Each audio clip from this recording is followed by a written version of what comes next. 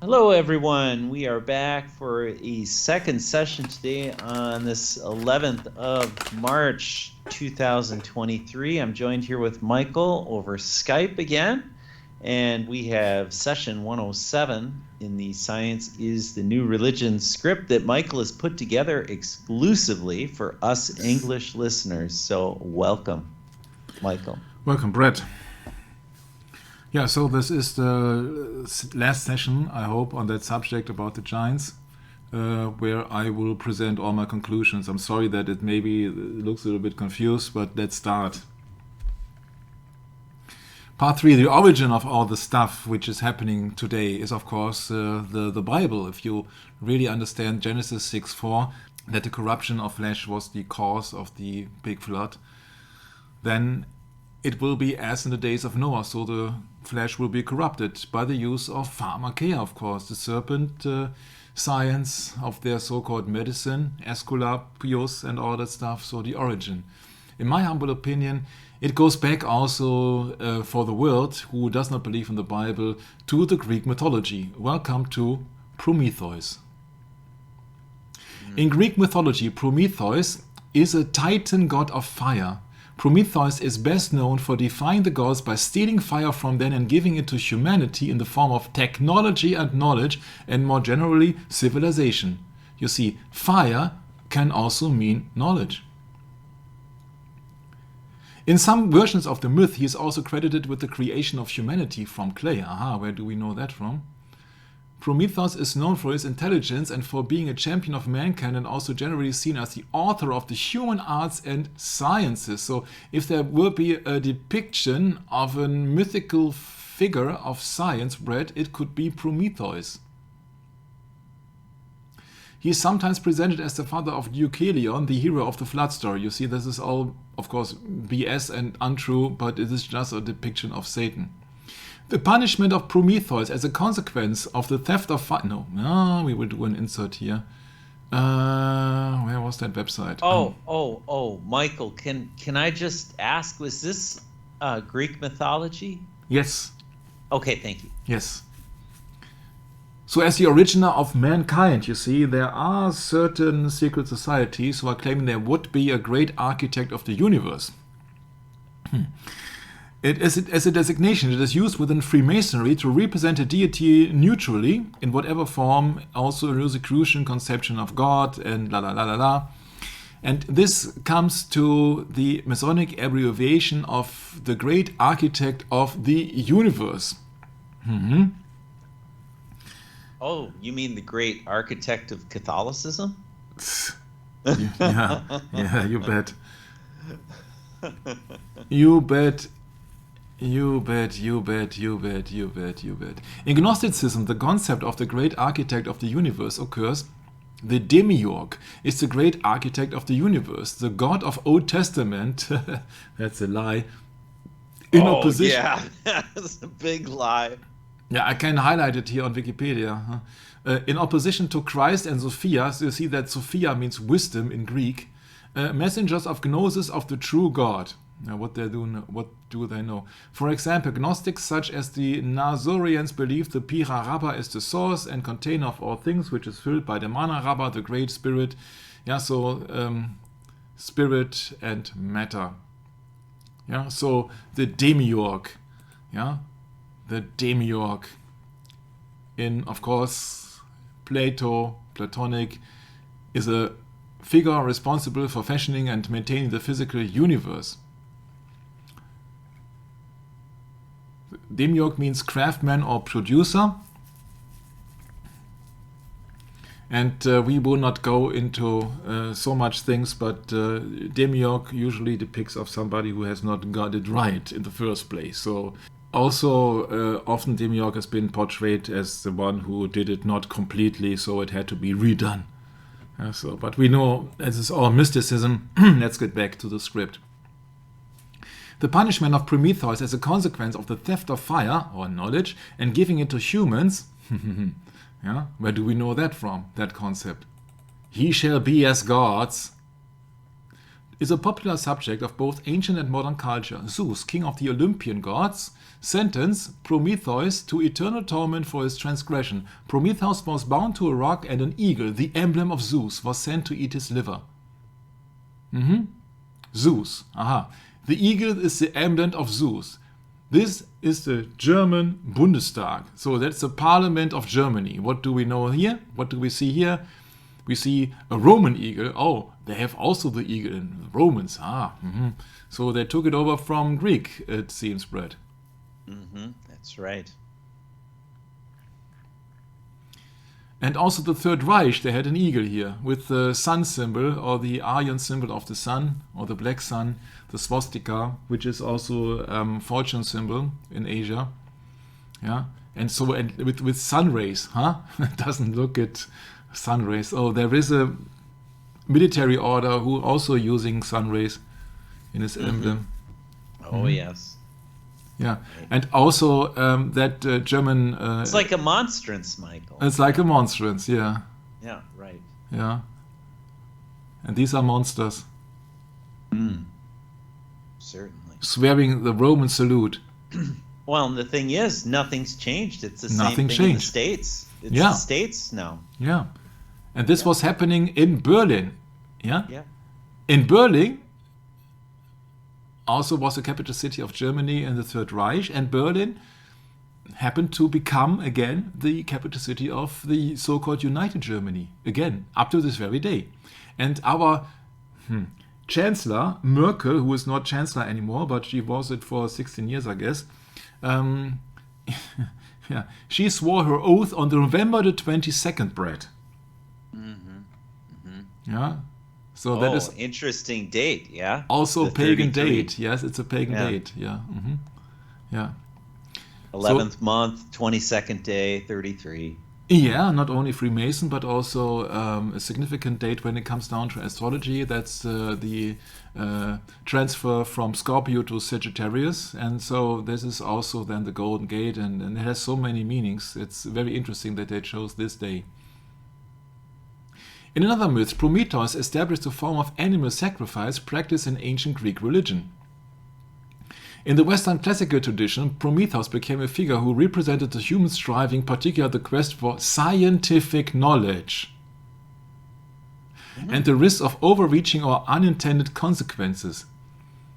The etymology of the theonym Prometheus is debated. Usually it means forethought, and that of his brother Epimetheus, afterthought. Okay, and also here it's been stated here. He was regarded in the Romantic era as embodying the lone genius whose effort to improve human existence could also result in tragedy. Mary Shelley, for instance, gave the modern Prometheus as the subtitle to her novel Frankenstein. We will later see much things of this.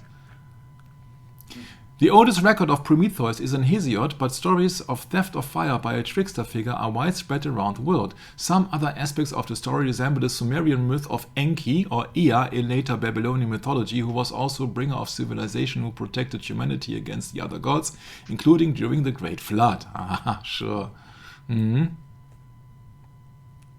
As well as crafted men from clay. So these are counterfeit religions. The first record account of the Prometheus myth appeared in the late 8th century before Christ, Greek epic poet Hesiod's Theogony. In that account, Prometheus was a son of the Titan, Lapithus, by Clymene or Asia, one of the Oceanids. He was brother to also Atlas. Yeah, you see where all the names are coming from: Ocean and Atlantic Ocean. It's all deriving from Greek mythology. In Hesiod Theogony introduces Prometheus as a lowly challenger to Zeus' omniscience and omnipotence. Yeah? That's why you also find Atlas on Atlas Shrugged, that extremely interesting novel, but that's not part of that depiction. Wait a second. Who are they saying is omnipotent here? Zeus. Oh, Zeus. Yeah. I thought that was our friend's cat. Just kidding. Yeah, there's one person today who claims to be omnipotent, important when it Yeah, comes down to right. orders. That's the Pope. And Yeah, of course. Yeah. Of course. Of course. Yeah, that's right. I mean, this is mysticism. That's for sure. Yeah, sure. Prometheus stole fire back from Zeus in a Phanes talk and restored it to humanity. This further enraged Zeus, who sent the first woman to live with humanity, Pandora. Oh, you don't have to believe it, because it actually did not happen. But people who do not want to believe in an almighty God and his only begotten Son, Jesus Christ, they need a counterfeit religion, because you need something to believe in. Even if you believe in yourself being God, but you have to believe in something. Hesiod also adds more information to Theogony stories of the first woman, a maiden crafted from earth and water by Hephaestos, now explicitly called Pandora, so that means all gifts, or actually that means Eve. Zeus in this case gets the help of Athena, hence the capital city of Greece, Aphrodite, Hermes, means the sorcerer, the Graces, and the Hours. After Prometheus steals the fire, Zeus sends Pandora in retaliation. Despite Prometheus' warning, Epimetheus accepts this gift from the gods. Pandora carried a jar with her from which were released mischief and sorrow, plague and diseases. Oh yeah, that's a very recent thing today, plague and diseases. Pandora shuts the lid of the jar too late to contain all the evil plights that escape, but Hope is left trapped in the jar because Zeus forces Pandora to seal it up before Hope can escape. And that is hilarious, but it's untrue. The Lost Titanomachy. The Titanomachy is a lost epic of the cosmological struggle between the Greek gods and their parents, the Titans, and is probably source of the Prometheus myth. Aha! Aha! Where do we know Titanomachy from? The source of the Prometheus myth? Huh? Oh, Pergamum, huh? Pergamon, yes. The relief on that Pergamon altar. This time without blood. Huh? It's a museum. Right. And therefore they cleaned it up and made it well for the masses, yes. Yeah, and therefore you see that my conclusion was right from the start. I said it has something to do with first we take Manhattan, then we take Berlin. Because we are referring to Berlin once again. Because in Berlin here, that's the official display, on display, is the Pergamon altar and the Pergamon Museum in Berlin, where they have their relics of the Titanomachy, where it has been the supposed origin of the Prometheus story, who stole the fire from the gods to give science and knowledge to the people. And are you really surprised that Berlin also is the city where Fritz Lang then in 1929 directed and displayed his movie Metropolis? With that trans-humanoid robot called Maria, or Mariah. And now you see that slowly, the puzzle is coming a bit together. At least that's what I hope. After the gods, that is mythology here. After the gods have molded men and other living creatures with a mixture of clay and fire, the two brothers Epimetheus and Prometheus are called to complete the task and distribute among the newly born creatures all sorts of natural qualities. Haha. The ancients by way of Plato believed that the name Prometheus derived from the Greek prefix pro, means before, and mantano means intelligence, and the agent's suffix eos means forethinker, and then you got it. You see, that has something to do with intelligence. Now this is a relief here, creation of humanity by Prometheus. So if somebody is not in the real Christian belief and believes all the stuff from the Greek mythology, then he sees Prometheus as the creator of humanity and of the one who is supplying knowledge for mankind coming from the gods. Yeah, you see that especially in medicine, the people or the doctors has been seen and been labeled as demigods. Aha! The imagery of Prometheus and the creation of man used for the purposes of the representation of the creation of Adam in biblical symbolism is also a recurrent theme in the artistic expression of late Roman antiquity. Yeah, sure, Brad, they have taken over all the mythology of the Greek. Of course, yep. In the often cited and highly publicized interview between Joseph Campbell and Bill Moyers on public television, the author of The Hero with a Thousand Faces presented his view on the comparison of Prometheus and Jesus. Moyers asked Campbell the question in the following words, quote, "In this sense, unlike heroes such as Prometheus or Jesus, we are not going on our journey to save the world, but to save ourselves," unquote. You see where the problem is here? Mixing the holy with the profane. Yeah, I'd say. In his book written in 1476 called Quaestiones Quinque de Mente, Ficino indicates his preference for reading the Prometheus myth as an image of the human soul seeking to obtain supreme truth, which is nothing else but "ye shall be as gods."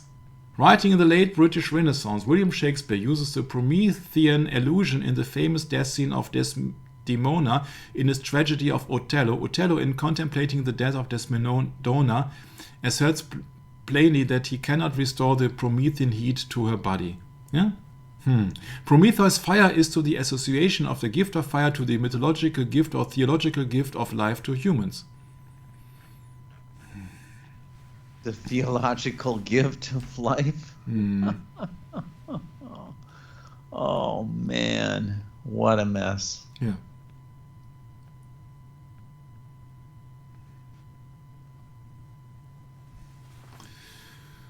You may as well just say the philosophical gift of life, Michael. Jeez. Yeah. In Mary Shelley's 1818 novel Frankenstein is subtitled "The Modern Prometheus" in reference to the novel's theme of the overreaching of modern humanity into dangerous areas of knowledge.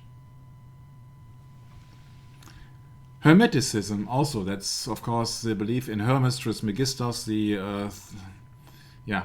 sorcerer god who never lived. In Mary Shelley's Frankenstein, or The Modern Prometheus, his writings, that's wrong here. That has to mean her writings. He is a she-brat.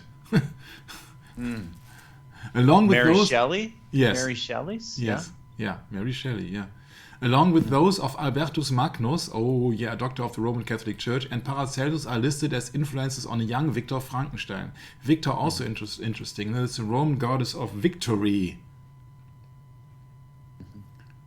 Prometheus appears as a character in Mary Shelley's 1833 short story The Mortal Immortal. What's it, the first lie? He shall not surely die.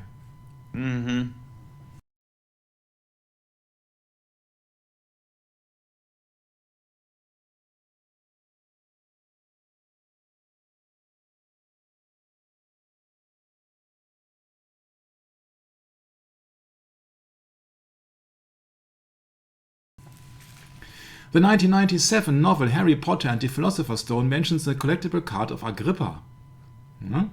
Agrippa, homunculus, the artificial man.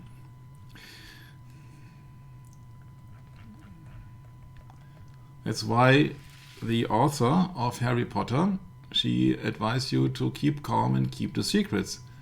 Because the theater play called Harry Potter and the Cursed Child from J.K. Rowling, but I assume that all these youngsters nowadays who are into Harry Potter and trying to summon things up with their wand, I know of many people who are just making small children a gift with Harry Potter stuff from the movies, and they're trying to summon things, and that's not funny.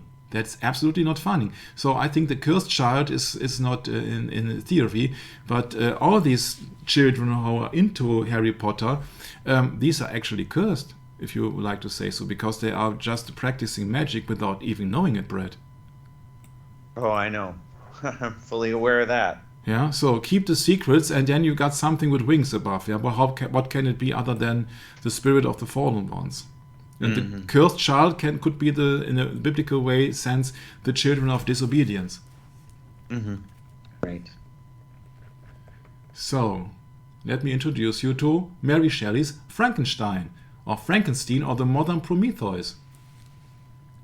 Prometheus also is a poem by Johann Wolfgang von Goethe. You see, Goethe, the one with Mephistopheles, Goethe's Faust, who a doctor wants to have the benefit of Mephistopheles or of the devil to reach his goals.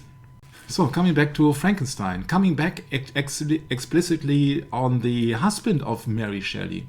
He is called Percy Shelley. He published a 4-act lyrical drama titled Prometheus Unbound in 1820. So that's 2 years after she has publicized Prometheus, the modern Prometheus of Frankenstein. He had an elopement with Mary Godwin. In May 1814, Shelley began visiting his mentor Godwin almost daily and soon fell in love with Mary, the 16-year-old daughter of Godwin, and the late feminist author Mary Wollstonecraft. Shelley and Mary declared their love for each other during a visit to her mother's grave in the churchyard of St. Pancras Old Church on 26 June. Brett, Can you imagine a better romantic environment than the mother's grave? That's a rhetoric question. Don't you find it very strange that somebody is expressing his love on the grave of his mother? Yes. In the graveyard? Then you know that 2 years later she came up with that horror story of Frankenstein. You can smell or sense that there's something up with her or with both of them. When Shelley told Godwin that he intended to leave Harriet and live with Mary, his mentor banished him from the house and forbade Mary from seeing him. Shelley and Mary eloped to Europe on 28 July, taking Mary's stepsister Claire Clement with them. Before leaving, Shelley had secured a loan of £3,000 but had left most of the funds at the disposal of Godwin and Harriet, who was now pregnant. You can imagine that there was something going on. Shelley, Mary and Claire made their way across war-ravaged France when Shelley wrote to Harriet asking her to meet him in Switzerland with the money he had left for her. Hearing nothing from Harriet in Switzerland and unable to secure sufficient funds on suitable accommodation, the three traveled to Germany and Holland before returning to England on 13 September. Shelley, that's him, spent the next few months trying to raise loans and avoid bailiffs. Mary was pregnant, lonely, depressed and ill. Remember that she was just 16 years old. Her mood was not improved when she heard that on 13 November Harriet had given birth to Charles Bichy Shelley, heir to the Shelley fortune and baronetcy. I said, what? I said, oh, that's an autobiographical story, that Frankenstein, because Frankenstein is also Baron Frankenstein. Yeah, and so that now we read here that Shelley, they were barons. This was followed in early January 1815 by news that Shelley's grandfather, Sir Bichet, had died, leaving an estate worth £220,000. That must be a lot of money. So a baronet, or the female equivalent, a baronetess, is the holder of a baronetcy. A baron means a member of the nobility, a low rank in the peerage. From Old French baron, baron means nobleman or military leader or warrior. So that every time you come across a baron, it means that there is in the ancestry of these barons bred somebody who has fought as a knight, most likely for the Roman Empire, and then he been granted nobility. I see. Yep. Right. So these were mercenaries. Correct. Yeah. For example, here Falk de Brioté, 1226. He was a foreign mercenary in the service of the English king John Lackland. And then, as favorite of the king, he was becoming a mighty baron. So that is just Falk de Brioté. This family of Shelleys, there must have been some influence of the Catholics, because they bear the title of a baron.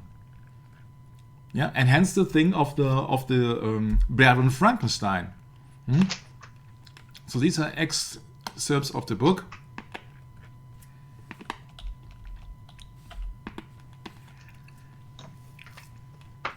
In February 1815, Mary gave premature birth to a baby girl who died 10 days later, deepening her depression. In the following weeks, Mary became close to Hawke, who temporarily moved into the household. Shelley was almost certainly having a sexual relationship with Claire at this time, and it's possible that Mary, with Shelley's encouragement, was also having a sexual relationship with Hawke. You can look at this. Yeah, it's everywhere a mess. These are not Christian people. On 24 January 1860, Mary gave birth to William Shelley. Shelley was delighted to have another son, but was suffering from the strain of prolonged financial negotiations with his father, etc., etc. Claire, on the other hand, initiated a sexual relationship with Lord Byron, so once again, a baron and a lord, yeah?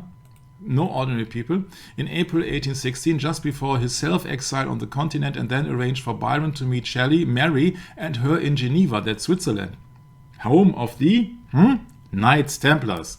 Shelley admired Byron's poetry and had sent him Queen Mab and other poems. Shelley partly arrived in Geneva in May and rented a house close to Villa Diodati. And that is the place where that novel Frankenstein or the Modern Prometheus had been written. That is the Villa Diodati in Switzerland.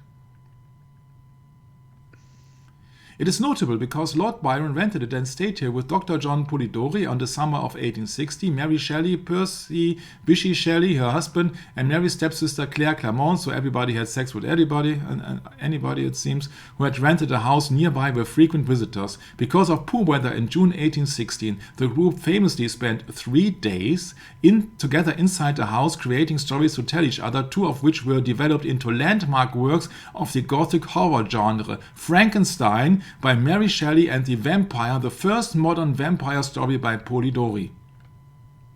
Oh, they must have had a hell of a time, I think. Yeah.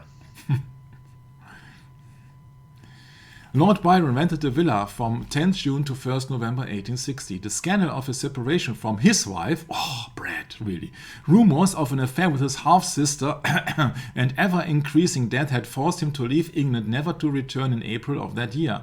Byron arrived at Lake Geneva in May, where he had met and befriended the poet Percy Bysshe Shelley, who was traveling with his future wife Mary Goodwin, now better known as Mary Shelley. Byron settled as the Villa Diodati with his personal physician John William Polidori, the one who came up with the vampire story, and Shelley rented a smaller house called Maison Chapuis on the waterfront nearby.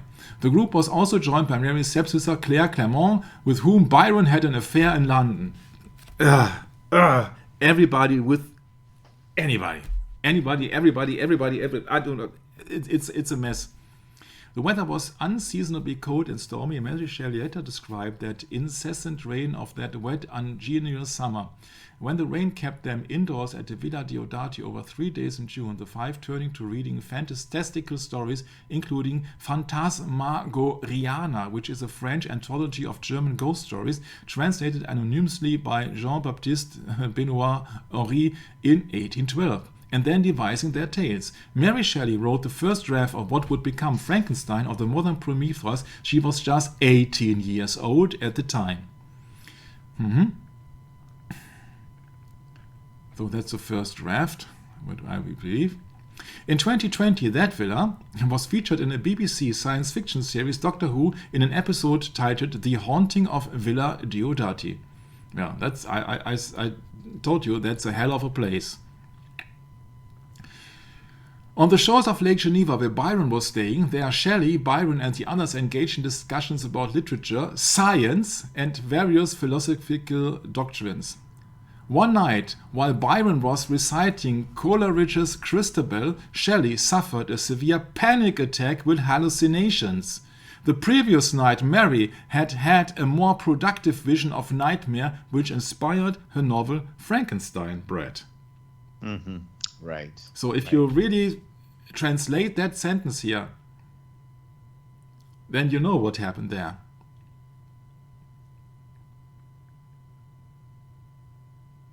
But it's up to you, dear listeners, what you make out of it. You see, then somebody has a productive vision of a nightmare and then a panic attack with hallucinations. Not many possibilities left. Yeah, so that means that she was contacted by the evil side. That's the least I would agree upon. Yeah, absolutely, Michael. What do we call that when someone is gone this far into that realm. It's a possession.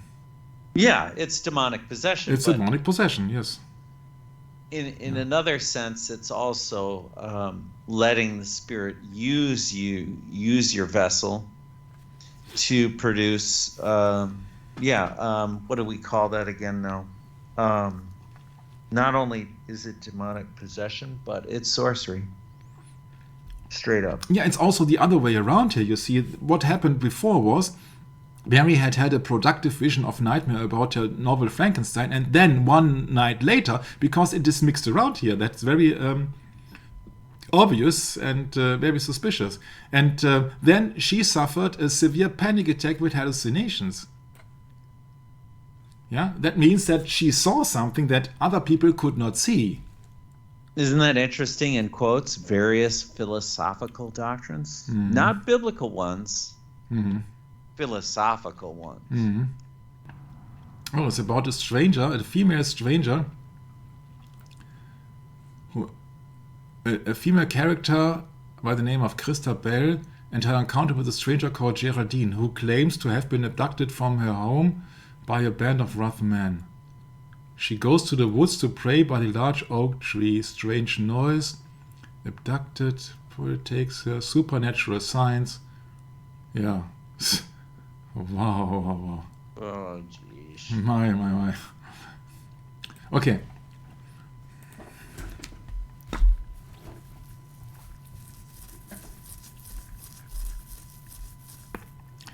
So that is my conclusion, that these things that also the scientists and the authors and also get, these inspirations, they are coming from the evil side. That's so obvious in the case of Mary Shelley. When that novel came out in 18, everywhere at the 18. And it's quite a young age. And she was depressed and even having a child and various sexual relationships and all this stuff. What do you think that in the kind of mindset she was? So Shelley and Mary Shelley, returned to England in September 1816, and in early October they heard that Mary's half-sister Fanny Imlay had killed herself. So many coincidences there. Further tragedy followed in December when Shelley's estranged wife Harriet drowned herself in the Serpentine. You can't make that up. My. What a mess. What a mess. Shelley's 3-year-old son William, you know that was the son he had together with Mary Shelley, died in June, probably of malaria. The new tragedy caused a further decline in Shelley's health and deepened Mary's depression. Yeah, you can think where her depression actually came from, huh? Depression means possession, sometimes, but it's maybe likely in this. Not saying that in a general sense of way, but in that case, it is highly likely. Because also you won't find that possession in the universal international medical codes, of course. Yeah, it has to be somewhere, something out of the Bible. In March, Shelley wrote to friends that Mary was depressed, suicidal, and hostile towards him. Yeah. It's a mess. Mary almost died from a miscarriage on 16 June, her life only being saved by Shelley's effective first aid. And then her husband died when they sailed in Shelley's new boat called the Don Juan. You know what Don Juan means? It means lover.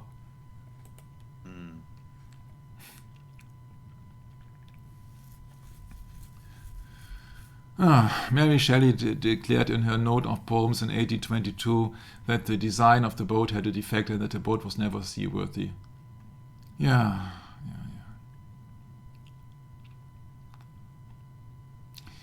When Mr. Shelley died, the London newspaper The Courier printed, "Shelley, the writer of some infidel poetry, has been drowned. Now he knows whether there is God or no." So, Frankenstein, or the Modern Prometheus, written by Mary Shelley when she was 18, 666, was published in 1818. 666, everywhere. My. Yeah, Franz Kafka also wrote a short piece called Prometheus. You know, he was coming out of Prague. According to the first myth, he was clamped to a rock in the Caucasus for betraying the secrets of the gods to men. Yeah, and who wants to have the secrets of the gods? Of course, all our scientists. In that book here of Percy Bysshe Shelley, it's very interesting here. For impugning the divinity of Jesus Christ, I impugn it. For denying that the whole Mass, impugn, what means impugn? Deny? I don't know. What's the word? Oh, impunging. Impunging, okay. Good question. I'm not sure, actually. We'd have to look it up. Anfechten. Okay.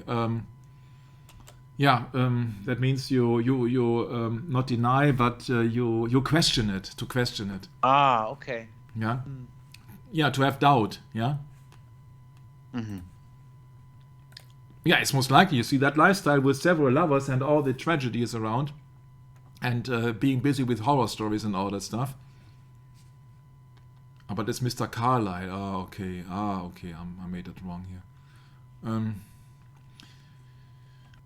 So her husband means that in his preface, Shelley also rejected Milton's Satan from Paradise Lost in favor of the more poetical Prometheus, because Satan had taints of ambition, envy, revenge, and a desire for personal aggrandizement. Moreover, those with religious feelings render Satan into something worse. That's all nice. Oh, jeez. Yeah, can you imagine what kind of people these were? Who would come up with that idea? Also, who would come up with that idea? Yeah. Well, it's pretty obvious. Someone that's under the influence of mythology, Michael. Yes, and under the influence maybe of alcoholism or drugs or of the at least of evil spirits. All the above, yeah. All the above. Mm-hmm. Pretty much. Yeah. So it's a satanic agenda once again, because you see that Prometheus is another name for Lucifer - Satan. It's nothing else. Yes, he never existed. Yeah. So I think that Carrie Madej once again is spot on when she said that the liberals have a satanic agenda, but not only liberals, but the vast majority of people. Mm-hmm. Right. Well, yeah, because we're going right back to the Jesuitical form of education, aren't we? I mean, that's what's running the world. Yeah. Why are those surprised that Jesuitism is such an evil thing? It's so large now. Yeah. What's the sense of the fourth O of the Jesuits with the poison cup when all the pupils are getting their poison cup in the school system? Mm-hmm. Right.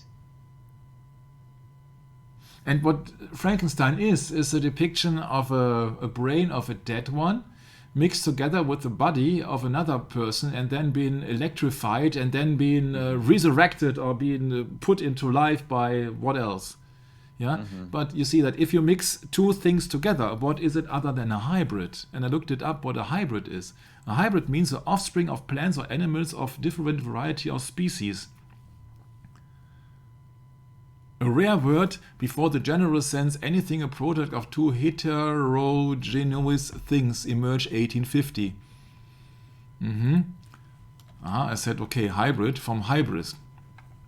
Hybris, a back formation from hubristic or else from Greek, hybris, wanton, violence, insolence, outrage, originally presumption towards the gods. There you got it. Presumption towards we could say it in other words, the pantheon. Yeah, pagan. Mm-hmm. Yeah, totally. Yeah. Spelling hybris is more classically correct and began to appear in English in translations of Nietzsche. You see the Übermensch, the Superman. It's also kind of Prometheus. Yeah, because Prometheus has to give you the knowledge when you don't believe in God, as Nietzsche. Yeah, you do have a counterfeit. You do have anything else to support your ideas, and he was getting crazy. He was going nuts. Mm-hmm. Yeah, and so therefore it is absolutely certain, in my humble opinion, that he was under the influence of evil spirits as well, Mr. Nietzsche, who said God is dead. Yeah. Mm-hmm.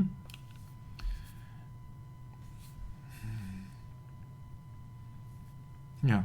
And so you can't imagine what they are going up to. They are going up to destroy the creation of God, and they're coming up, in my humble opinion, with a counterfeit creation, so the creation of Satan. That means an internet of things which is not for real, and that means the corruption of the body of Christ, meaning the body and the mind of people.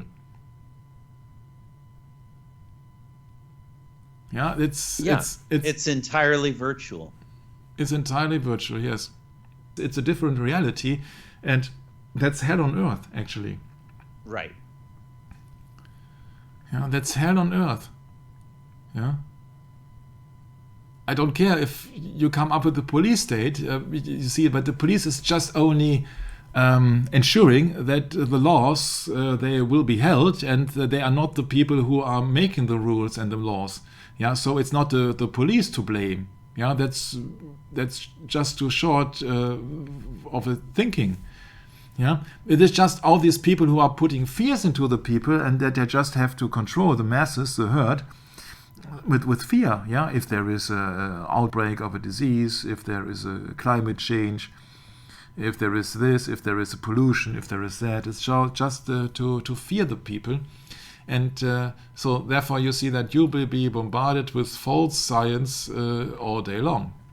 Yeah, and that's also my problem. You see that these featured people today, they all want on the outside, on the exoteric, to serve the people, to protect them, to care for the people. And I got a very small interview here, which I will insert in that the point here, of that strange guy called Yuval Noah Harari. He is a Jewish history professor, and he says, we are really upgrading humans to God.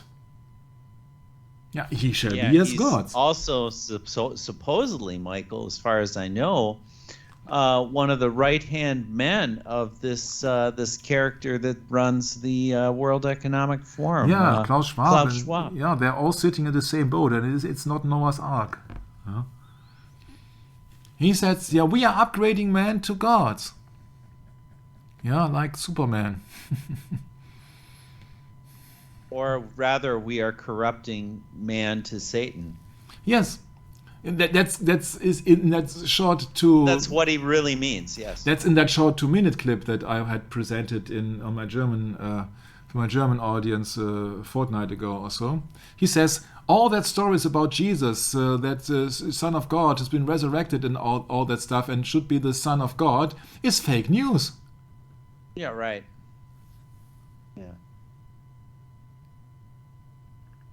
Yeah, what do you think that when he's coming up with a book called Homo Deus, yeah, so the godly man, Homo Deus, it's a book of Mr. Harari, yeah, Homo Deus, yeah, Homo means man, Deus means God. He shall be as gods. It's so easy if you know the Bible, huh? Mm-hmm. Right. Yeah, that's right. Yeah, so my question is, where do they mock Muhammad or Buddha or the shaman medicine man or Hindu gods and goddesses? Yes, yeah? Yes. Where do they mock them? They never do. So Satan is delighted and satisfied as long as you do not worship Jesus Christ as the only begotten Son to God, because all other gods are pagan gods and they do not exist. And so therefore, it's not important for the satanic world if you worship a Hindu goddess or if you worship realism or what else. Yeah, as long as you do not read the Bible and you do not worship or accept Jesus Christ as the only begotten Son of God and the only way and the only truth, the way and the life, no one gets to the Father but by Him. COVID is critical because this is what convinces people to accept, to legitimize total biometric surveillance. If we want to stop this epidemic, we need not just to monitor people, we need to monitor what's happening under their skin. We are really acquiring divine powers of creation and destruction. We are really upgrading humans into gods. I mean, all this story about Jesus rising from the dead and being the Son of God, this is fake news. Humans are now hackable animals. So she's absolutely spot on when she says all the politicians, not the liberals alone, yeah, it means all the politicians, they have a satanic agenda. You don't need a whistleblower to see that. You only need the Bible. Right. Well, someone has to lead the charge, huh? So we're right back to, wasn't it in the book of Luke, Michael, where Satan is tempting Jesus? And Yeah, it's Luke 4:4. yeah, Luke 4:4. Luke 4:4, yes. You know, so the politicians have to play their part, and if they don't, then they don't get any power, do they? Because Yes, all the but you power see that comes this is from the a Pope. distraction in itself, because it's not limited to any liberals or any government. It's just around the world. It's everywhere. Yeah. Well, right, exactly. Yeah. So it is transhumanism and human 2.0. Well, you know, Carrie Madej got pretty close, didn't she? Yeah, close enough for close plane enough. crash. Yeah. Yeah, there you go. There Yeah. you go. You speak out against the Antichrist in this world, in this realm, and this is what you get. You see, you have to believe it that she was in a plane crash. You see that you know the forces of evil. They are extremely mighty in this world. So we do not know what happened then. We have to believe it. And the problem is we cannot believe any information has been given to us except the Bible and except the Holy Spirit. So you see that sometimes people were put under pressure, and maybe you see that not in the case of Carrie Madej, but other people, they are disappearing or sitting in jail, although they are not sitting in jail actually. So see that maybe they are sitting in another comfy place, but they're being threatened and blackmailed. And what else? You see that maybe sometimes children will get lost and all that stuff. All the things are happening in this world, and we do not know what the truth is, because you see that everything can be manipulated. Yeah, it's easy to see every alternative news as correct news, but actually you have to prove it, and you can't prove a thing. You have to believe also the alternative media. Yeah, so we do not know what happened. We do not know anything. One is attributed to Rudolf Steiner. Rudolf Steiner was a theosophist and was very close to the Theosophical Society. So Annie Besant and Madame Blavatsky, quote unquote, spirits of darkness are going to inspire their human hosts, in whom they will be dreading, to find a peep that will drive out all inclination towards spirituality out of people's souls when they are still very young. What was the age when Mary Shelley wrote Frankenstein or the Modern Prometheus? She was 16 years old. And you do not need that medication here. This is just for the exoteric people. Yeah, it's also possible that people have been possessed by having nightmares and visions and all that stuff, and being frightened to death so that they can't use their common sense anymore. There are many people out there, Brad, who do not use their common sense because it's been lost. Oh yeah, well, it's all on purpose. This is what the whole New World Order is all about, is completely educating mankind so that they're not allowed to think critically anymore, right? Yes, but that quote has been attributed to him 100 years before. Yes. Imagine. Yeah, that's right. So that's right at the beginning of World War I, isn't it? Yeah. Or before, after that, because World War I started in what year in Europe? 1914? Yes. Yeah. So in the States, I think it started in 1917, if I'm not mistaken. Yeah. Mm-hmm. Yeah, this is a German. Isn't that something? Yeah. And this is also a 30-year war between 1940 and 1945. Yeah. So. Right. But this is just a German script here from that book, and this is the same as the V word in English. And he must be an expert. You see that he was giving out, publishing literature called Gnussifer Gnosis. Right. Yeah. So right. Don't tell me that he does not know about Prometheus and all that stuff. Yeah. Yeah. So human 2.0 is a normal human melded with artificial intelligence, transhuman. Humans 2.0 are not human anymore and include everyone who receives or received the peep. And now you take that into context from our last episode with the bodybuilders. They also, human growth hormone. I see. These V's are not regular V's. These are toxic things, and we do not know what is implemented in this. I estimate that the high amount of things, they have just water or something else in it. So they're just having a gigantic medical experiment running today. Where they absolutely know which batch is causing which kind of problem. And after they have evaluated all the batches and all the tests, then they can see what works the best in their way. And their way is Satan's highway. So it's up to you where you start your own research on that. Also, that is very interesting if it is true. It's about your identity. It's about identity. That's spot on. You see that also, the patroness, the Roman patroness for diseases in general. And what's in Matthew 24? Not pestilences. Is it pestilence, Matthew 24?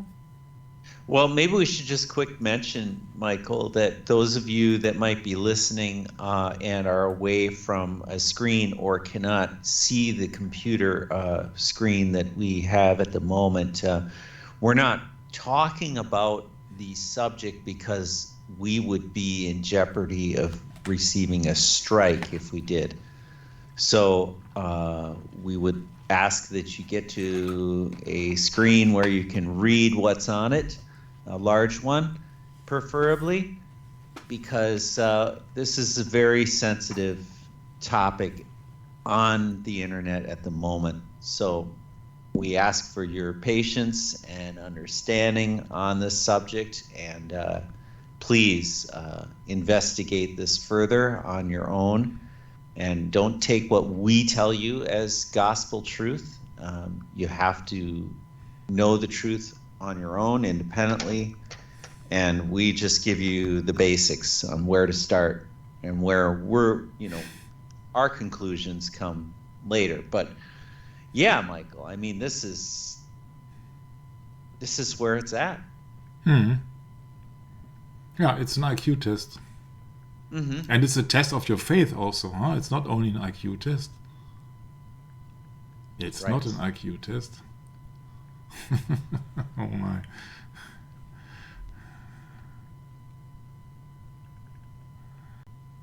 All the usual suspects, huh? Right. All the usual suspects.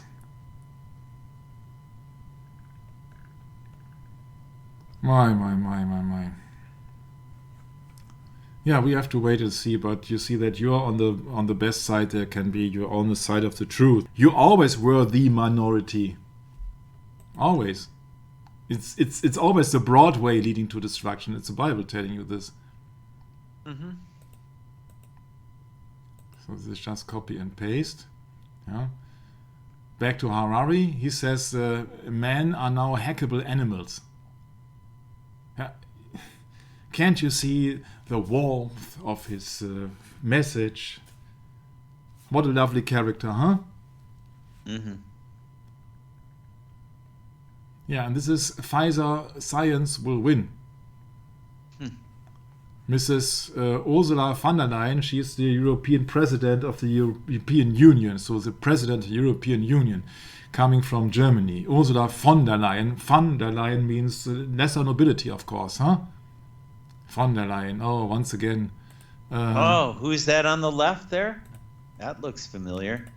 Looks like Pfizer, the Pfizer guy, huh? No, further. Yeah, there's him. But then further.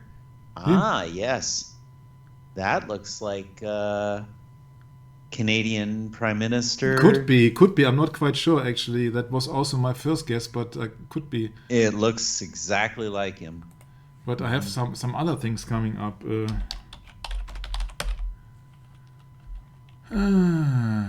I think, if I'm not mistaken, I got it somewhere here, but where?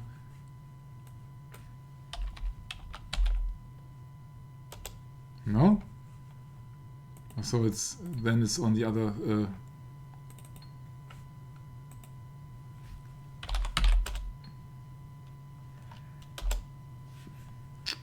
I think that her husband is also working for Merck Pharmaceuticals.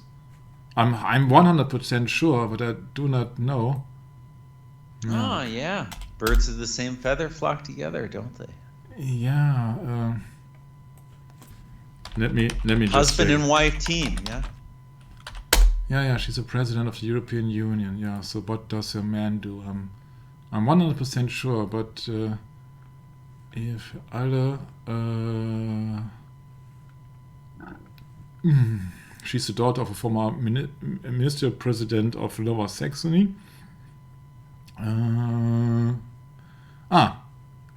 She's been married since '86 with the medicine professor and manager Heiko van der Leyen. Heiko van der Leyen. Okay, what does he do?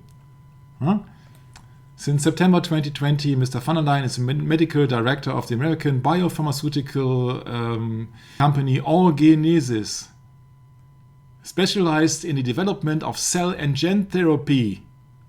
Oh, goodness gracious. Yeah, there you got it. What more do you need? Wasn't it the Bible, Revelation 18, where Yeah. it speaks about the merchants of the earth? Yes. The merchants of the earth. Yeah. Yeah.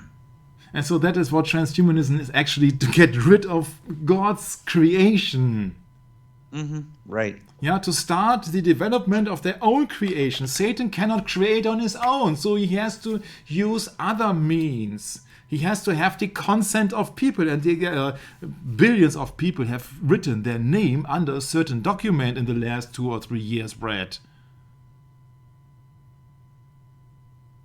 Signing that they have totally agreement and totally trust in the medicine and the pharmakeia they receive. And they don't have any sense and any trust in an almighty God. That's what your signature means under that document, in my humble opinion. So the homunculus, that's the old alchemist dream of creating, of you having your own creature to play God. If you create something, then you're the creator, Brad. Then you are God. What did the serpent say? Ye shall be as gods. So, Right. yeah, once again, the sperm of a man purified in a sealed cucurbit for 40 days with the highest degree and in a horse's womb. La la la la la. So creating an homunculus. Yeah, so that was in the 15th, 16th century. He died 1541. That is also close to the Regimini Militatis Ecclesiae. Man. Paracelsus. Mm-hmm. Yes. Yeah. The fable of the alchemistical created homunculus, or the artificial man, may have been central in Mary Shelley's novel Frankenstein. Professor Radu Florescu suggests that Johann Conrad Dippel, an alchemist born in Castle Frankenstein, might have been the inspiration for Victor Frankenstein. German playwright Johann Wolfgang von Goethe's Faust Part 2 famously features an alchemical created homunculus. Here, the character of homunculus embodies the quest of a pure spirit to be born into a mortal form, contrasting Faust's desire to shed his mortal body to become pure spirit. The alchemical idea that the soul is not imprisoned in the body, but instead might find its brightest state as it passes through the material plane is central to the character. William Makepeace Thackeray wrote under the pen name of homunculus. Mary Shelley, quote, "It was the secrets of heaven and earth that I desired to learn, and whether it was the outward substance of things or the inner spirit of nature and the mysterious soul of man that occupied me, still my inquiries were directed to the metaphysical or, in its highest sense, the physical secrets of the world." Unquote. Ye shall be as gods. So you can always attribute these two lies of Satan to all the things coming to the nitty-gritty in transhumanism's Human 2.0 Android, artificial intelligence. It's ye shall not surely die and ye shall be as gods. Isn't that interesting, that admission she made here? In the latter part of the sentence, it says, still, my inquiries were directed to the metaphysical. Mm-hmm. And they scare you also with all these baloney things like black holes and It's just wormholes and Einstein's BS. It's garbage. Yeah? So, Mr. Dippel could be the source for the modern Prometheus or the Frankenstein. He was a German pietist, theologian, physician, alchemist, and occultist. Oh, Brad, save me. Mm-hmm. Yeah, it seems that all the scientists of the Middle Ages, yeah, they all together with physicians and occultists and alchemists. So they cannot study anything to serve man, but they have to study the secrets of the universe. So, their secrets. Dippel was born at Castle Frankenstein. What a coincidence. Yeah. So it is likely that he was the role model. And therefore once at his school the addendum Frankensteinensis and once at his university the addendum Frankensteiner Stratomontanus was used. He studied theology, philosophy and alchemy at the University of Gießen, obtaining a master's degree in theology in 1693. That means, Brad, that you could study alchemy in a university. Oh! Isn't that something? Yeah. So, you got now here a depiction of a facility in China who is also busy with alchemy and metaphysics. Man. Yeah, they see things that you don't see, Brad. Sure. And you have to believe it. Yeah, you have to believe it in order to get your degree, yeah. Yeah. And it is not proven that these things really exist, because on their own terms they can't prove it. Yeah. No, but what they can do is come up with this system of control called science. Yeah, that's essentially what we have, isn't it? Yeah, you look this up. I'm not telling you about it. You look it up, and then you know that they can't prove anything. Not on their own terms. Wow. Not on their own terms. Isn't that something? So you have to read some books. Called, I recommended you that book. So, that Mr. Dippel, he published many theological works under the name of Christianus Democritus, and most of them are still preserved. Why could that be?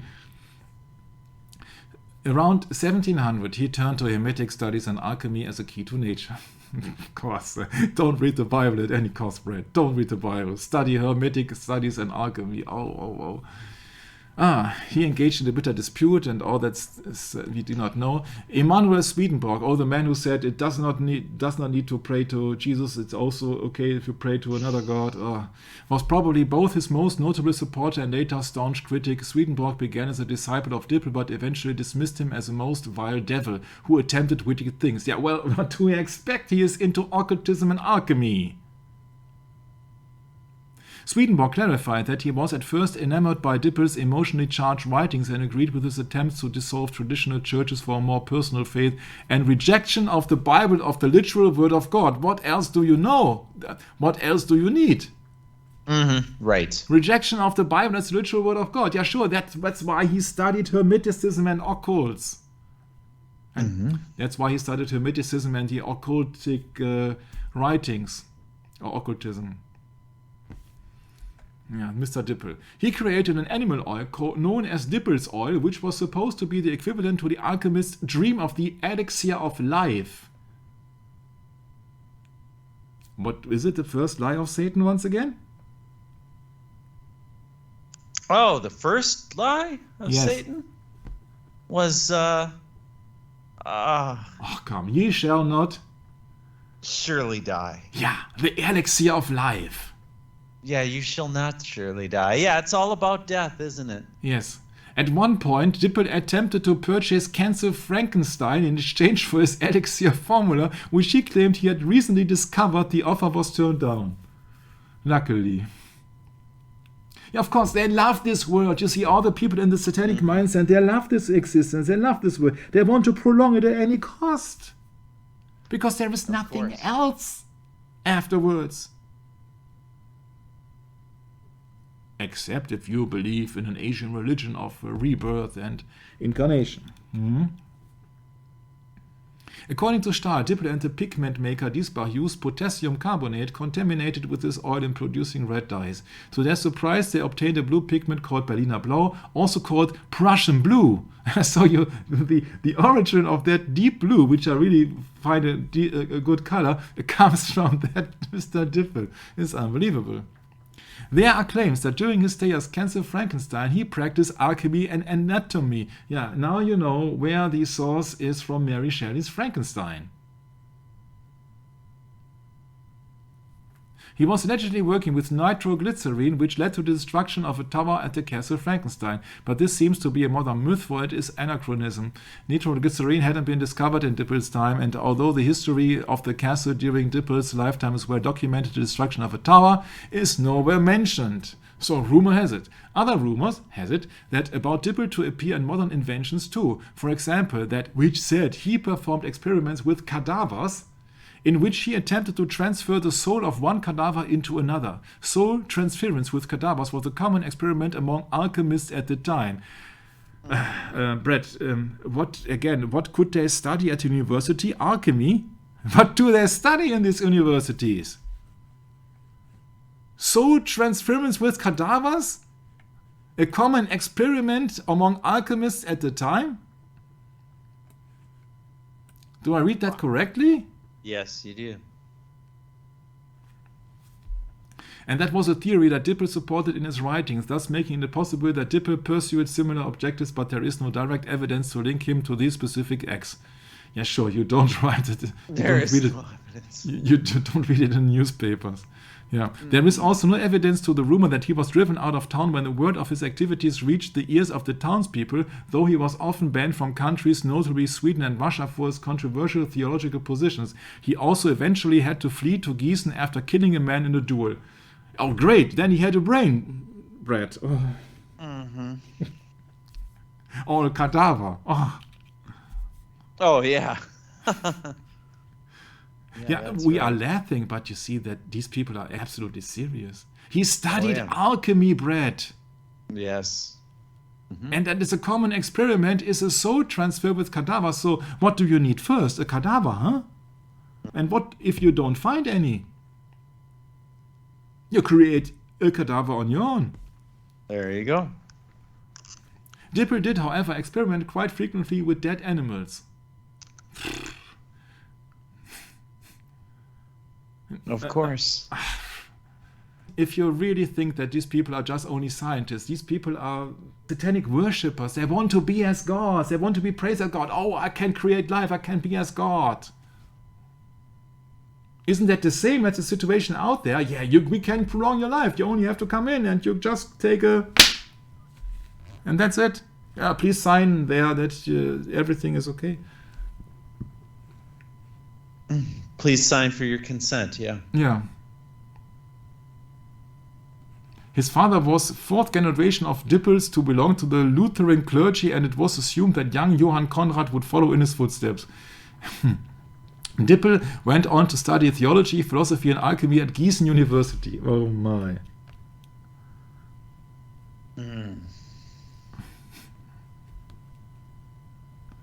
His ego and rebellious nature. Oh, where do we know that ego and rebellious nature from the Bible? Isaiah. Yes. Yeah. 14 was it? Yes. Michael? Yeah. He The was five imprisoned eyes of Lucifer. Yeah. Yes. At one point, he was imprisoned for heresy for 7 years.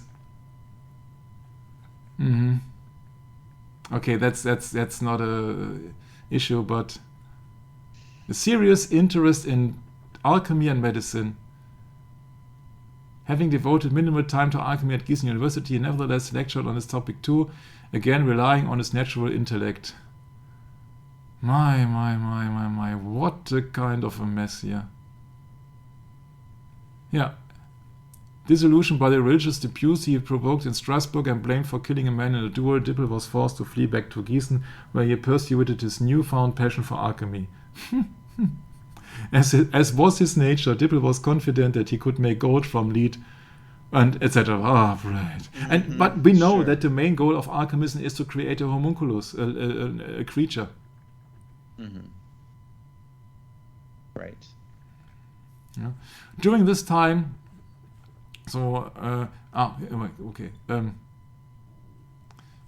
calling Christ in a different being, Dippel shifted all of his energy exclusively on his alchemical experiments. He set up a laboratory near Wittgenstein, which was eventually converted into a pub named after him, and at this point in his life, historical records are vague on his activities and thus grew folkloric in nature. During this time, at least one local minister apparently accused Dippel of grave robbing, experimenting on cadavers, and keeping company with the devil. For the most part, Dippel kept a secret, kept to himself and his work. He perhaps even actively perpetuated the rumors that he had sold his soul to the devil in exchange for secret knowledge, as relying on his reputation as a dark sorcerer better enabled him to find audiences with those willing to pay for his knowledge of the Philosopher's Stone and the elixir of life. And that is the same situation out there. You can exchange Mr. Dippel with Mr. Fauci. Sold his soul to the devil in exchange for secret knowledge. Or science or knowledge, so called. He died at Castle Wittgenstein, probably from a stroke, although some contemporaries suspected poisoning. A year before his death, he wrote a pamphlet in which he claimed to have discovered an elixir that would keep him alive until the age of 135. And I think that he hasn't read the Bible, Brett. Huh? What was it in Genesis 6? 120 years somewhere. Really? Yeah, I think it was in Genesis 6.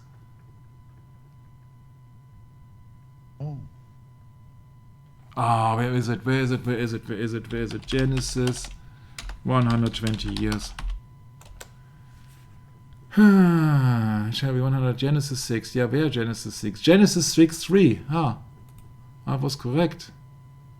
Yes.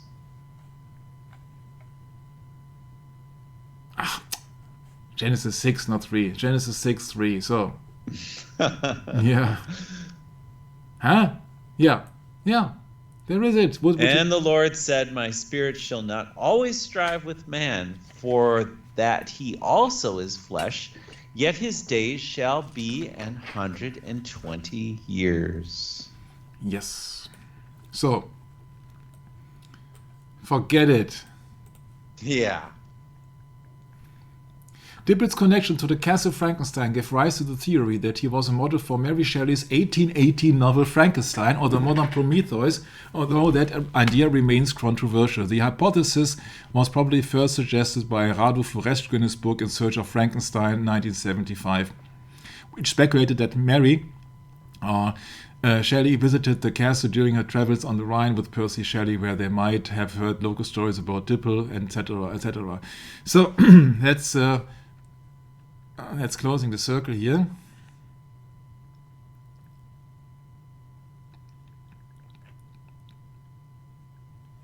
Several non-fiction books on the life of Mary Shelley also confirm Dippel as a possible influence. In particular, Miranda Seymour finds it curious that Mary speaks of, quote-unquote, gods making entirely new men in her journal so soon after her travels through the regions surrounding Castle Frankenstein. Gods making entirely new men. Could that be an attribution of Genesis 6:4, Brad? Oh. Well, and then there's also the new man that you become when you accept Christ. So, yeah, that's true. Oh, and Genesis 6:4 reads, yes, because it's right here, there were giants in the earth in those days, and also after that, when the sons of God came unto the daughters of men, and they bare children to them. The same became mighty men, which were of old, men of renown. Yeah, so the mighty men are the new man, they're the better man, the human 2.0. Oh, I get it. So the counterfeit version, yeah. The counterfeit version, because it was about the corruption of all flesh. God spoke about the corruption Yes. of all flesh. So these mighty men Yeah, were the that's corruption right. of all flesh. Correct. And who are the sons of God? I can tell because I'm a Bible-believing Christian and I do not know everything. So, but I knew that there were mentioned the sons of God, so that means that must be some kind of a higher beings. But as Arturo Sosa pointed out, God is a tricky word. Not that the Bible is tricky, but you see the sons of God, among them Satan, has been mentioned in the book of Job, first chapter. Yeah? That's right. So that can also mean that Satan himself. Sure. Fits right in as far as I'm concerned, Michael. Yeah, if I really compare the Bible, and it's my only source, we not using the book of Enoch, we are not using these apocryphica.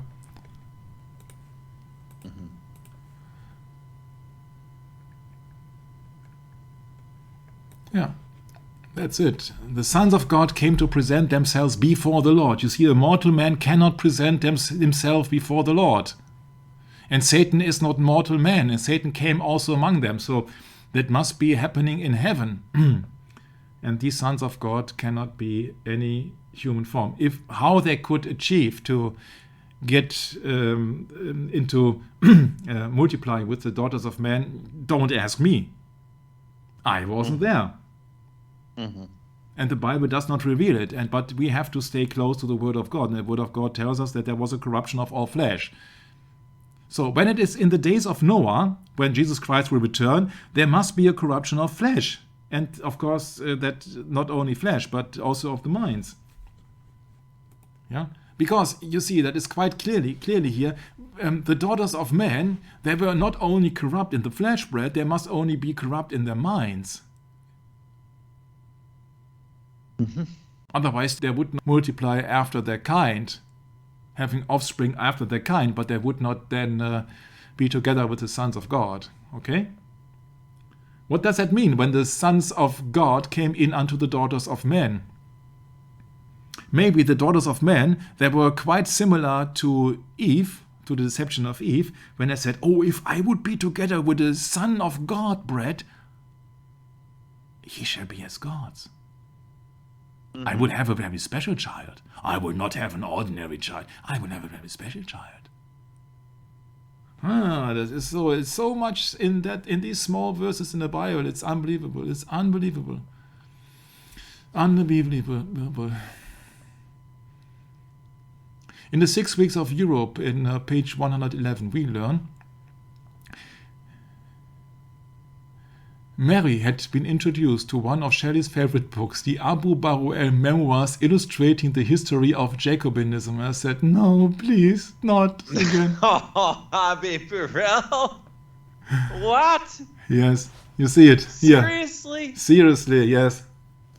Oh, and okay, for our listeners who don't know who Abu Baruel is, I think we can trace him back to the what's this called now? The learned elders of Zion, the protocols of the elders of Zion. Yeah, right. It's Jesuit, huh? Yeah, to the core. To the core. Yeah. Yeah. Agitation on a level of only heaven knows how high that is. I don't. Yeah. I can't tell you. Yeah. And now do your own research, right, Michael? It can enhance it a bit. Sure. Yeah. Would you like to read the rest to be very surprised what then follows? Oh man. Oh, okay. Where do I start, Michael? With Abu Baruel. Okay, so sitting on the shores of Lake Lucerne. Oh, Lake Lucerne. Lucerne. That's Switzerland. Mm-hmm. Oh, it's Switzerland. Really? Yes. So like Lucifer. Lake Lucifer. Okay. All right. Mary had been introduced. Yeah, we're speaking Mary Shelley, right? Yes. Introduced to one of Shelley's favorite books. That's her husband's favorite books. Yes. Oh, okay. So one of her husband's favorite books, the Abbé Birrell's memoirs, illustrating the history of Jacobinism. Oh my. Boy, are we going into a bottomless pit here. Okay, 1797 through 1798. Here, Birrell traced the birth of the, quote, monster called Jacobin, unquote, to the secret society of the Illuminati. Oh, we're talking about the one founded by Adam Weishaupt, the yes, at the age of 24. Yes. Student of Ingolstadt. Yes. Yeah, or no. Ingolstadt is where Mary decided to send Vicar Frankenstein to university. Ingolstadt is where he animates his creature in circumstances and with methods similar to those by Dippel, journeying from Lucerne along the Rhine. Mary's disgusted comments on their fellow travelers had included this comment, quote,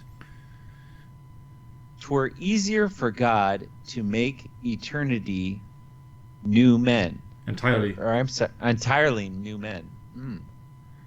Than attempt to purify such monsters as these. Loathsome creepers, my italics.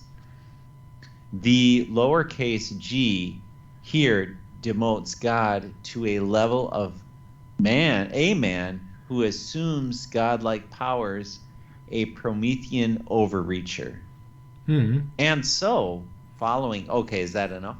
Yeah, I think, and so following closely on each other, we have a setting for Frankenstein's experiment, the hint of a newly created man of human manufacture, and the tale of Conrad Dibbel's attempt to bring the dead to life.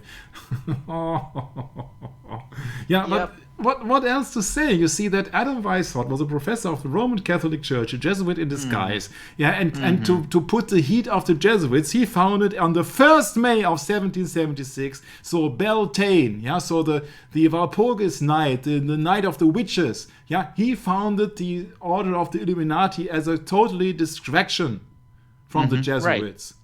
Right. In Ingolstadt, you know what famous car manufacturer is residing in Ingolstadt? No. It has a Latin name. It's called Audi. Oh, man. Are you Audi serious? Yes, Audi is the Latin equivalent of the German manufacturer Horch. Yeah, Horch means here, so as an order. Yeah, so here, yeah, that means Horch. Horch was one of the companies in Germany, and later it was the Auto Union, and then the Audi NSU, and also the stuff. So Audi is Latin for Horch. Yeah, or here. Okay, yeah. Okay, of course. Audio, all that. Yes. Yeah, exactly, yes. Audi Wikipedia, yeah. You know now what the favorite car of the Jesuits would be in Germany is Audi, because Ingolstadt is also, of course, a university of the Jesuits. German. The original are complex, going back to the 20th century. Of the initial enterprises, Horch. Yeah, so Horch means to hear. Founded by the engineer August Horch and two other manufacturers, DKW and Wanderer, leading to the foundation of Auto Union in 1932. Yeah, therefore you got all these rings of the former separate car manufacturers all together at the Audi. Yeah. Horch, meaning listen, becomes Audi in Latin. The four rings of the Audi logo each represent one of the four car companies that banded together to create Audi's predecessor company, Auto Union, being ahead through technology. Yeah, but this is hilarious here, huh? A monster called Jacobin and the secret society as the Illuminati at Ingolstadt. Ingolstadt is where Mary decided to send her fictional character. Don't forget to mention the Baron, B-A-R-O-N, Victor Frankenstein, to the university. My. in Ingolstadt. What a coincidence, huh? Mary Shelley. Mm-hmm. Mary Shelley. She was not a German. Yeah. She was born in Somerstown in London. Yeah, and she comes up with Victor Frankenstein in Ingolstadt. Oh. Of course, in 1818 or 1816, when she wrote that novel, the Illuminati were long gone. But nevertheless, you see that to make entirely new man Ingolstadt. What else to say? I think that it's quite a find. Mm-hmm. Yeah, it sure is. No doubt about that. Abbé Barruet. Yeah. Incredible. Incredible, huh? Well, nothing new under the sun. No, that's right. Mm-hmm. In the Code Realized visual novel series, the protagonist Cardia Beckford is a homunculus created by the genius alchemist Isaac Beckford. What a coincidence. I was just trying to say Isaac Newton. Isaac Beckford. Yeah. Human cloning, yeah. They actually did officially they claim they have cloned a cow, huh? Yeah. But you see that is technology, this is progress, this is science. Yeah. An avatar in which the human brain is transplanted at the end of one's life. Aha! So you can. What else? What was it? You shall not surely die. Mm-hmm. An avatar with the artificial brain in which a human personality is transferred at the end of one's life. And then a hologram-like avatar, so you can live on, so that everybody says, "Oh, I would like to see my deceased daughter again," and then she will appear, patch, at the end of your bedroom, Brad. Oh boy. Yeah, don't laugh. It's really not to laugh. Yeah, AI took over big parts of our job. World Economy Forum, Agenda for 2030. Yeah, you see, they are also trying to scare you, huh? Don't believe anything that. It's all about the biblical verse that says, "The fear of man bringeth a snare." Yeah, it really is. Yes. Too much technology. Mm-hmm. Oh, absolutely. DARPA want to develop injectable bidirectional brain-computer interface. Yeah, it's everywhere. Yeah, it's everywhere, and we are fighting like David against Goliath. But you see that David won. Right. He won. Why did he win? Not because of his spear. He was not using a spear, of course. This is wrong here. A sling. He was using a sling, but it was not the sling which did the harm. It was God's command, God's will that did it so. Yeah. So we are at the mercy of God, and no one can help us except God. Mm-hmm. Right. Yeah? So when they will come up with all this progress and science, and you got a new friend, you must stay inside, of course, stay at home, stay safe. Yeah, but you can have a robot friend because, of course, he doesn't breathe, and so he therefore, he can't have any diseases. Wow. Yeah, but that's not to belittle the skill of David, because he was a farmer and he was taking care of the flock, and he was very good with his sling, with the wolves and the prey that would come to feed on the sheep. He would take care of that. He was very skillful with his weapon, no doubt. Brad, that was a wrong picture. You see that I did that copy paste. It was not attributed to David and Goliath. It just but it just maybe also the mortal man against some creature. Yeah, let's put it in the Frankenstein context. That's where we're at today, though. This is a very modern depiction of where we're at today. Yes, where we as men come against the beast. Or the monstrance. The same thing. The monstrance. Yeah. Yes. Mm-hmm. Sure. You know, the doctrines of the universal church that's been created. Yeah. They're trying to bring all the world's religions together at this moment. What do you expect is going to happen?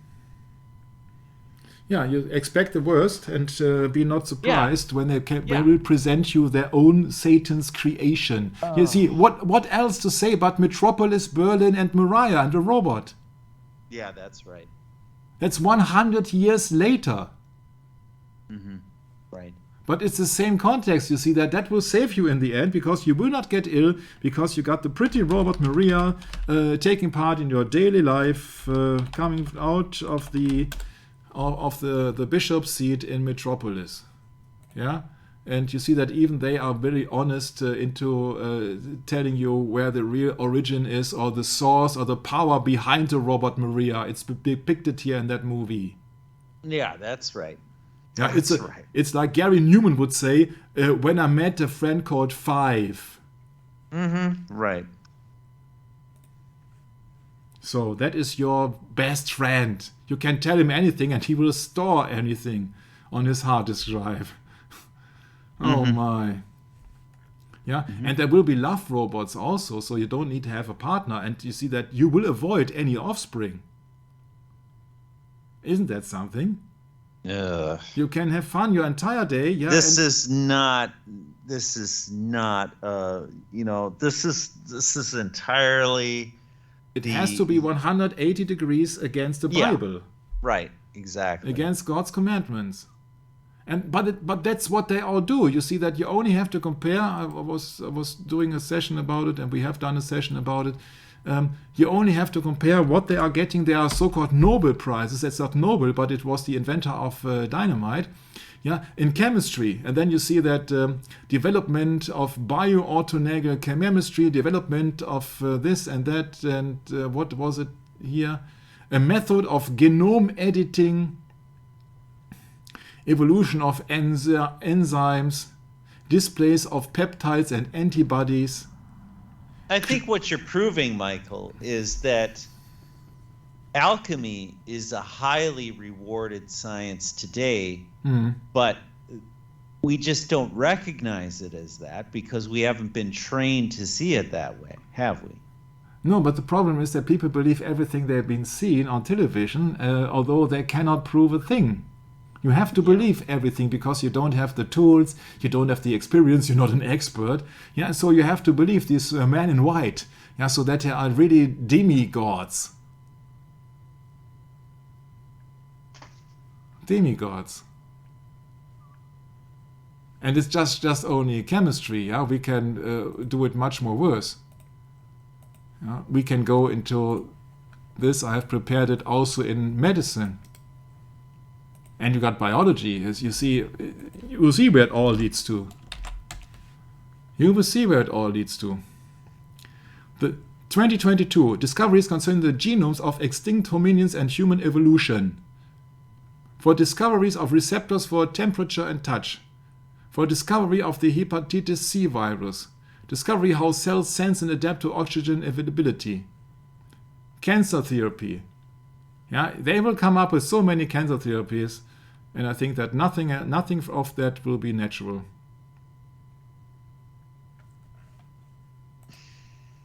I have forgotten something. Nobel Prize Biology. So. Oh, that's the same with medicine. Okay, I did not know that. Is it? Biology. Oh, it's called medicine for physiology. Okay. Okay. Why there is no Nobel Prize for biology? Okay. Back to the script. Futurism. Code 2. By 2030, nanobots will flow throughout our bodies. Sure. Not through mine, I can tell you. Yeah. And if you ask then an official robot, she would tell you, and when that happens, it may decide that humans are no longer necessary. Because they are imperfect. They can get ill, they can get old, they can get weak. Maybe they have another opinion as the official. But it's just all about that there is a savior. And the most recent savior to me is Elon Musk. That's laughable. They are selling him as a savior. Of course, he's the controlled opposition playing here. Yeah, he says You could probably stop aging, reverse if you want. Bible once again. Bible once again. Genesis 3. Stop aging. What was it?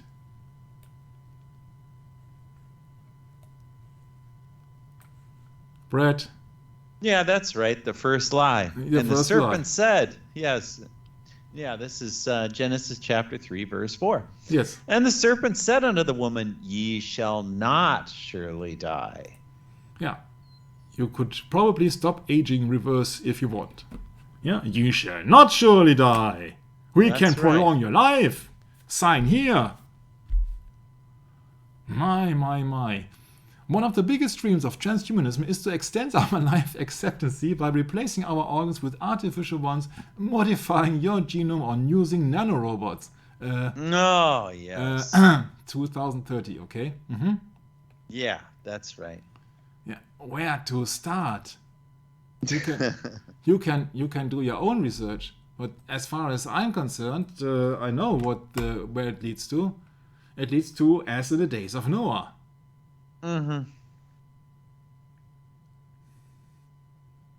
Elon Musk, who decided to name his child XXL, I guess we should start with the definition of transhumanism.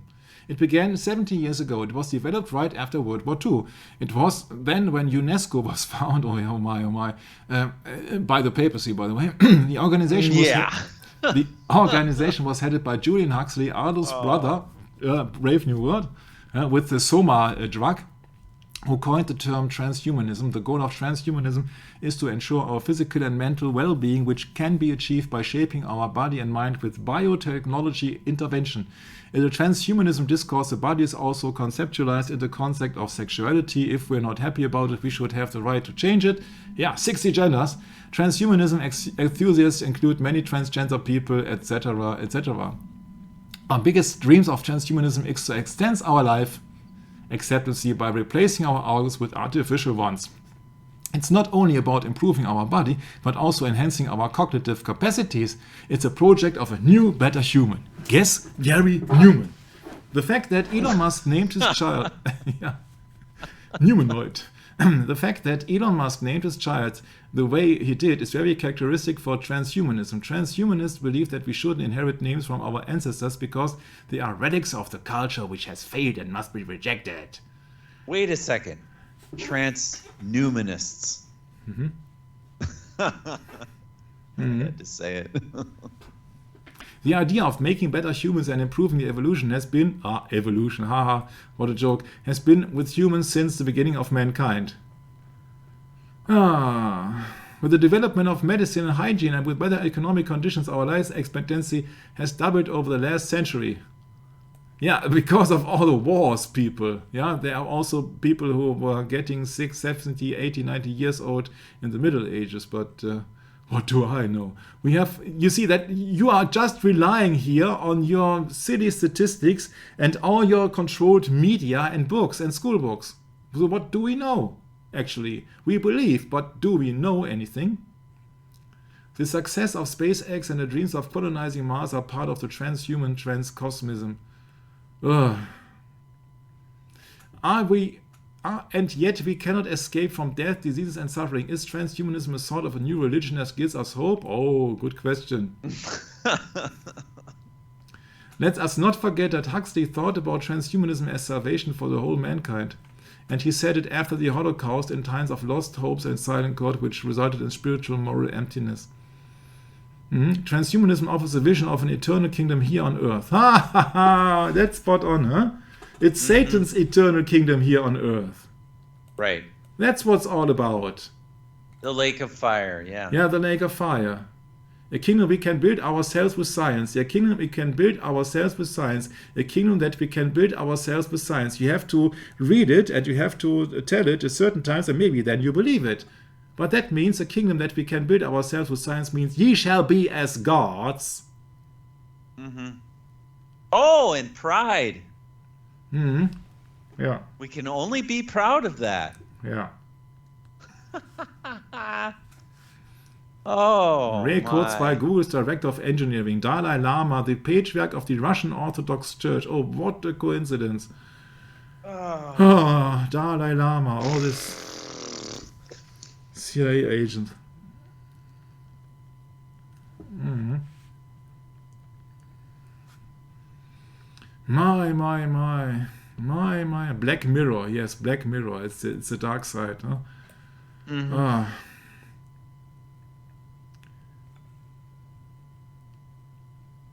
Fantastic project of capitalism and global cultural industry aiming at colonizing broad markets. Yeah. The youth are being accustomed to the artificial by modifying their image in social media, wearable technology, conversations with bots, or living in the body of an avatar, for example, in computer games. Oh, isn't that great?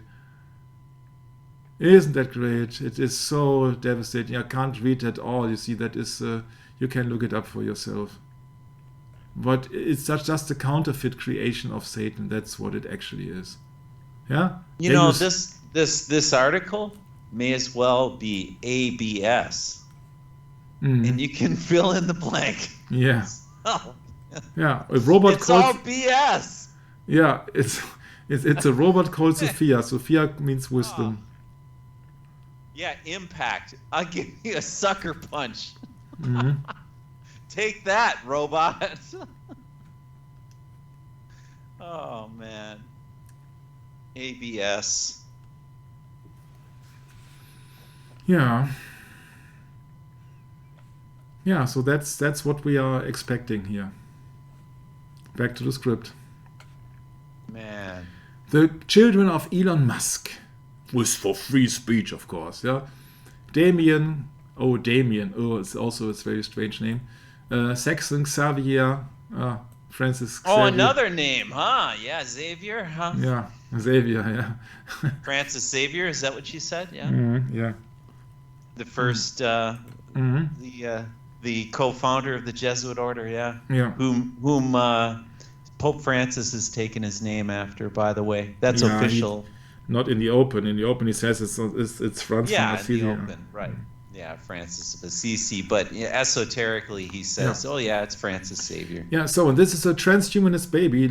Of course, that's the name of that baby. Elon Musk and the Canadian singer Grimes, that means dirt, shocked the world with their bizarre choice of name for their baby. Baby means Babylon, by the way. My humble opinion. And I found an interesting picture of the woman, of the mother. The cultured artist formerly known as Grimes, and look what a kind of book she's reading. Enlarge it, okay? Oh wow, that's that song that was sung. There's a song called "Satan is Real." Did you know that? No. That might be the artwork she's using. There, yeah, but she's reading a book called "Satan is Real." Yeah, but the artwork is probably from this from this artist that came up with this song called "Satan is Real," from back in, I don't know, 50s, 60s, something like that. But anyway, yeah.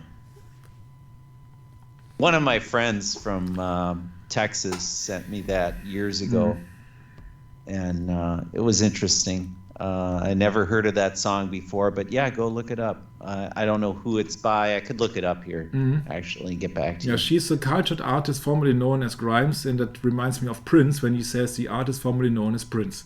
And Prince also was, you know what he was, Satanist. So SpaceX found a mass. Yeah, it's an album by the Leuven brothers. Look it up. It's the artwork is taken straight off that for that book, by the way. Okay, so then, it's a total ripoff.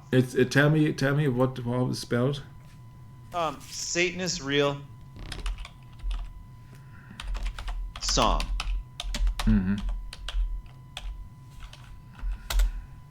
All you just do is you find out that artwork is straight. Yeah, Leuven brothers. There it is. Straight off that album. There you go. Yeah, okay, but okay. but I'm not reading that book. That is just a homage of them. Okay, I see. Yeah, but anyway, you see there her mindset on that movie, on that picture. Yeah, right. Yeah. You see That's her why mindset. that took me for a little bit of a shocker. I was like, wait a second, I've seen this image before. So it could be that that's just a distraction, Michael. Yeah. So this is Mr. Elon Musk. Yeah, that's it. Yeah. You see that they're all the same, actually. Yeah, they're all into transhumanism, be it Elon Musk, be it Yuval Harari, who says Homo Deus means man is God. He shall be as gods. Yeah. And this is Elon Musk, of course, with a mask. Elon Musk with a mask. Yeah. And what's that? Occupy Mars? Interesting. Mars is the Roman god of war. Right. There you Yeah. He's on a war out of Rome. So the pair originally had named their child XA blah blah blah blah, have to alter the name in accordance with Californian state laws. And then they came up with the Roman numerals. Oh, Roman numerals. Interesting. Huh? What a coincidence. Roman numerals, the mother said, looks better, to be honest. The boy is Musk 7 son. Yeah, okay. Yeah, and that's Mr. Elon Musk. Or Elon the Mask. And right next to him is the one who's directing Mr. Musk.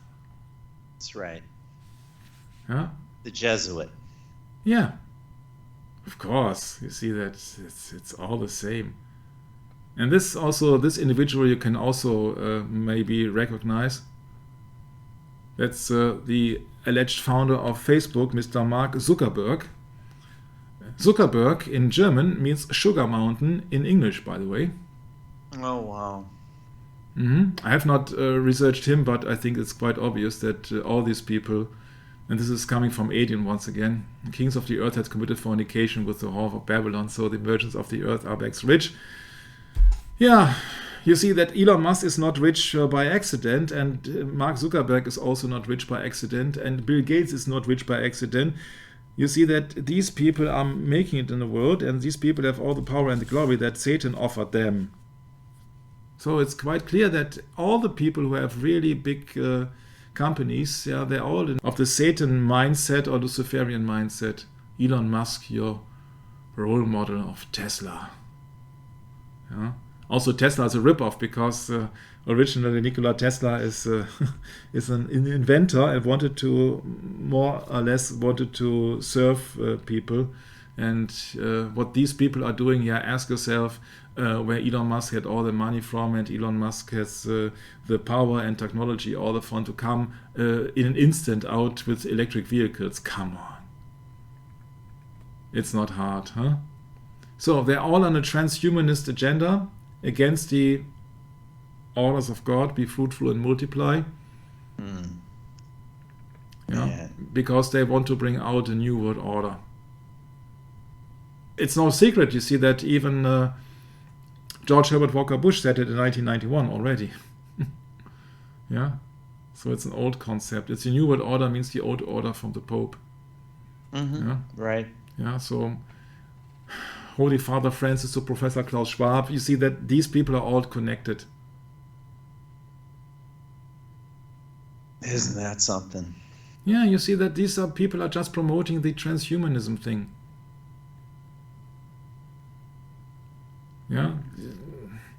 AE in that letter allegedly refers to the spelling of artificial intelligence and means also love in Japanese. Yeah.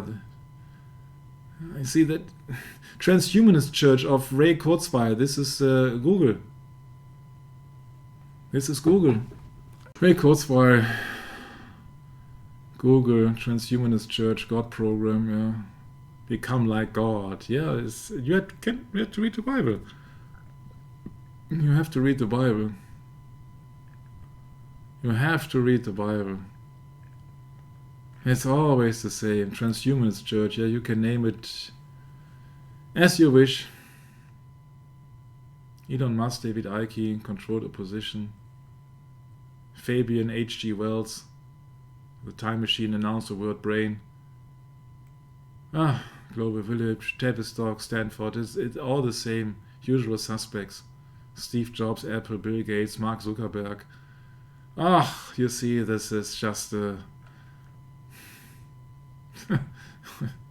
Well, you know what the Bible tells us in the book of Revelation is that the beast is ascending out of the bottomless pit. So this just seems like, straight out of the bottomless pit, doesn't it? All this stuff. It's not of God. No, it's of Satan. Yeah, you have to read the Bible. Right. Yeah. So these people, Pierre Tyler de Chardin, French Jesuit priest, Science Church, Darwinism, New Age, and all this stuff. He's just a fraud. Yeah. He tried to. He's part of the.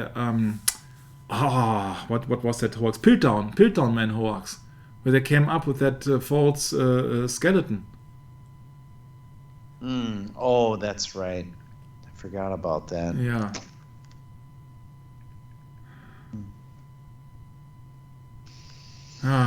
Jesuits everywhere. Georgetown,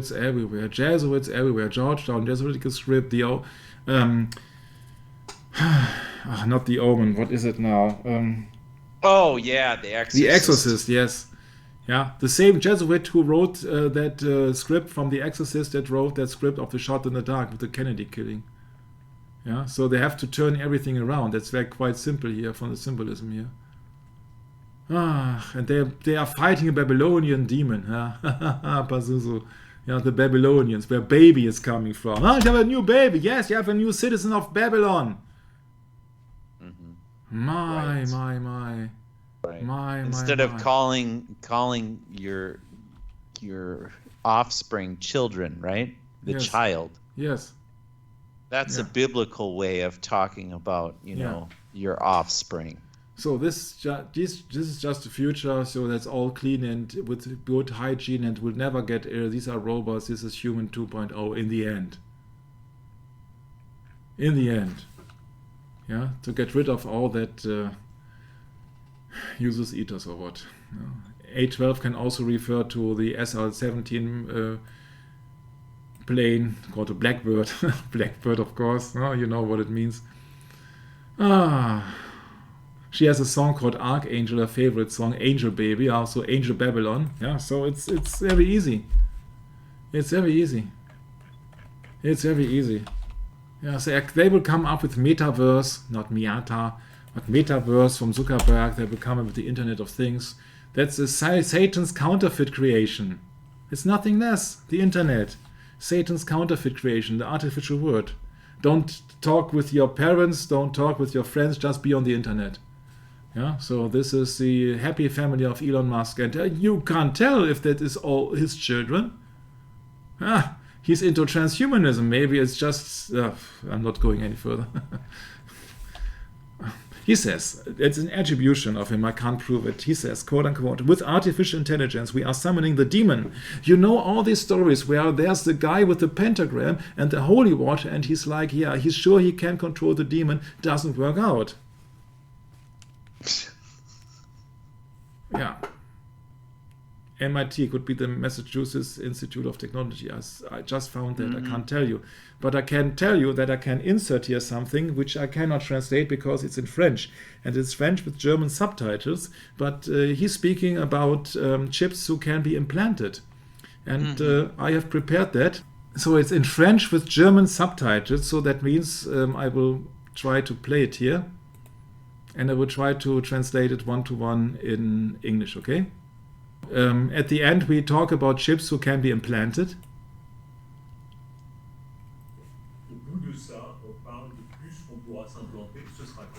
When will that be? He says most probably in 10 years. That interview is coming officially from January in 2016. Right. First of all, we will implant them in the clothing.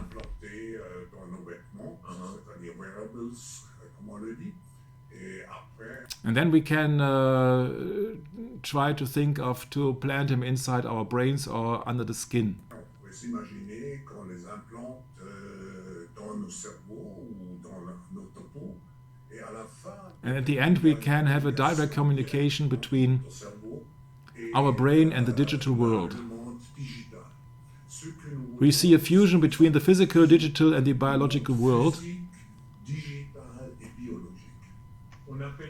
If we want to call somebody, we do not need a phone. It just happens automatically. The technique is erweitern. Erweitern. Enhancing. What is it? The technique is enhancing the body. Yeah. You're mobile and you say, I want to be connected with this or with these.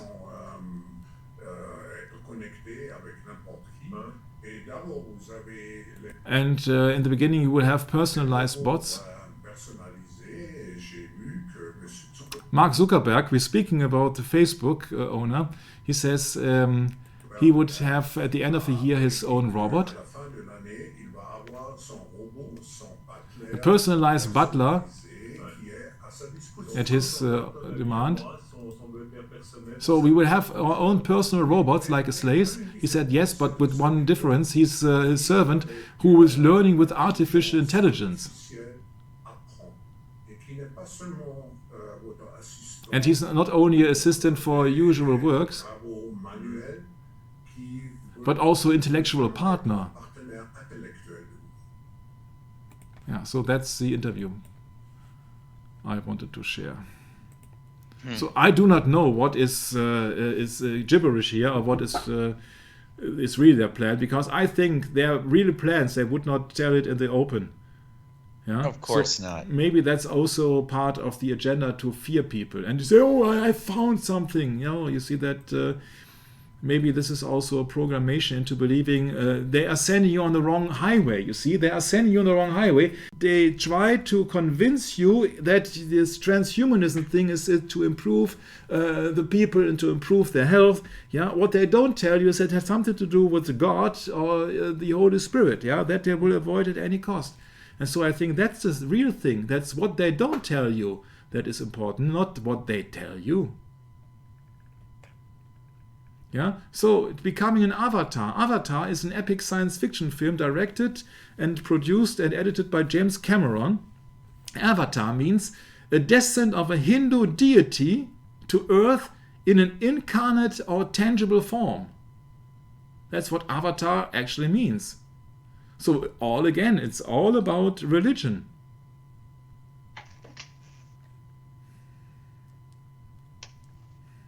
So this development of an Avatar movie began in 1994 when Mr. Cameron directed the movie Titanic from the Titans. So it's no wonder that that movie went so hilariously successful when it is about the ancient Titans or the Titanic. Speaking about the Avatar movie of James Cameron, he made also Terminator 2 with transhumanism with Arnold Schwarzenegger, by the way. It is said that Avatar movie in the 22nd century bred when humans are colonizing Pandora, a lush habitable moon of a gas giant in the Alpha Centauri star system, in order to mine the valuable mineral unobtainium. You see, Pandora's box, Pandora, Avatar, is an artifact in Greek mythology connected with the myth of Pandora and Hesiod, works and days. Curiosity led her to open a container left in the care of her husband, thus releasing curses upon mankind.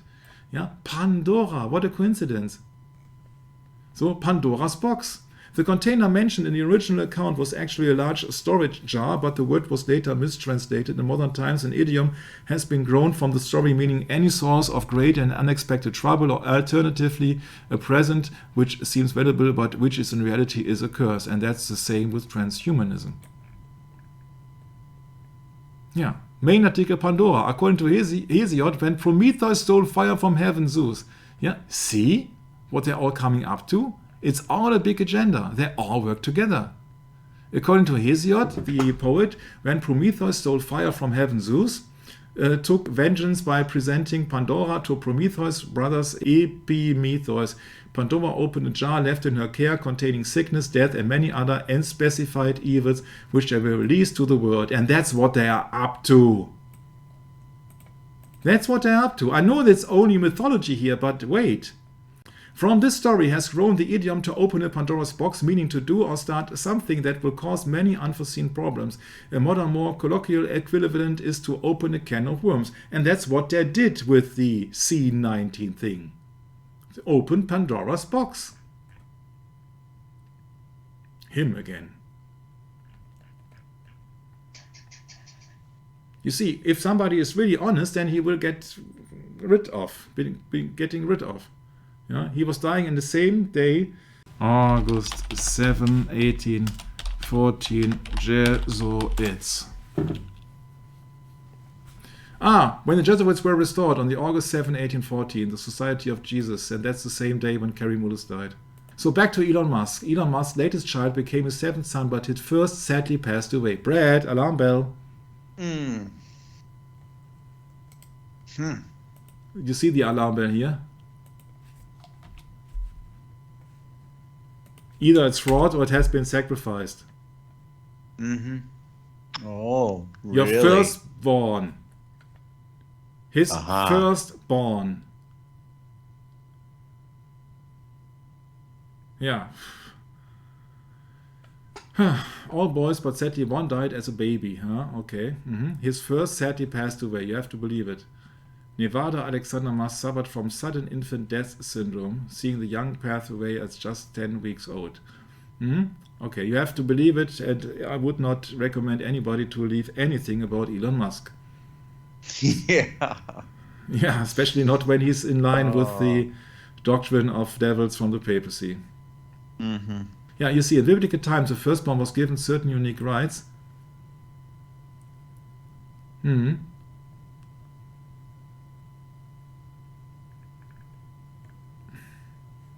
In the Old Testament, firstborn humans and animals were considered sacred to God. After God rescued Israel from slavery in Egypt, he commanded the people to consecrate every firstborn male human and firstborn animal to him. Oh yeah, that's the tradition, isn't it? That the firstborn is the one to inherit the father's inheritance. Yeah, but also every firstborn male... The family inheritance. Yeah, but firstborn male human, and that is the case in the case of Elon Musk. Not saying that it is, so I can't prove it, but you see that is so obvious when the firstborn is the one who shall be then sacrificed. The firstborn of thy sons shalt thou give unto me. Exodus 22. Exodus, what's happening here? Exodus 22 means it's after the Ten Commandments. And remember, a baron is a member of nobility and can also mean that he was used as a mercenary, a military leader, a warrior. In the most famous monster story of the bird Frankenstein, its medical student creates an artificial human, and that is alchemy. That is not only alchemy, but that is human 2.0. Yeah, so there is transhumanism here. So that is it's coming to fruition now.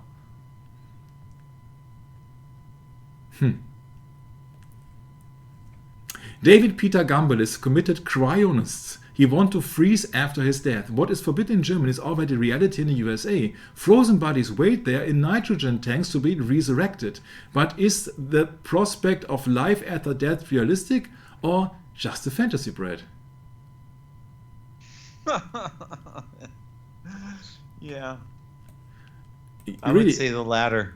We can laugh about it, yes, we can laugh about it, but they mean that seriously. This is of course they do. This is the website, preserving life. Yeah, whatever. Pausing the dying process. The definitions of death change over time as medical understanding and technology improve. Someone who have been declared dead decades ago may still have a chance today. Death used to be when a person's heart stopped, then when their heart couldn't be restarted, and is now being extended further. Modern science, cryonic sounds like science fiction, but it's based on modern science. so-called. Life can be stopped and restarted if its basic structures can be preserved. Vitrification can preserve biological structures as well, etc. Cryonics within reach, yeah, so you end up here being frozen. Trusted by leaders in technology, biomedicine, and futurism. Oh, Brett! Well, you know what futurism is. It's not only a doctrinal problem. It's what's considered a literary movement, Michael. Mm-hmm. Are you aware of that? Mm-hmm. Yeah. So, of course, they're going to adhere to stuff like this. I mean, this is the spirit of Antichrist, right? Mm-hmm. Yeah. You shall be as gods, you shall not surely die. Right. You shall not surely die. They will take that the next step with their science. That's right. Right. And they'll spend all their money doing it, too. Yeah, you can imagine that among these patients, maybe a certain Mr. Rockefeller is among them. It's unbelievable, huh? What's that quote say again? You just had it? Sorry? There was right there. At the point where the current legal and medical system gives up on a patient, they aren't really dead, unquote. Okay.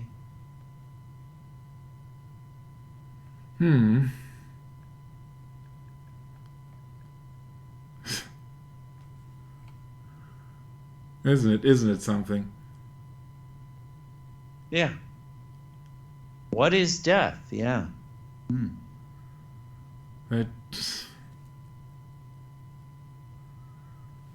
My, what a world, what a world. Yeah, shall we read an interview with the android Erica? I don't think so.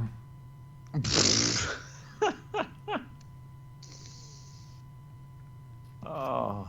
Human likes robots, androids. The stated model Erica. Not only does she look like a young woman, but she can even communicate with her builders using artificial intelligence. I think there is no thing than artificial intelligence. It has been pre-programmed.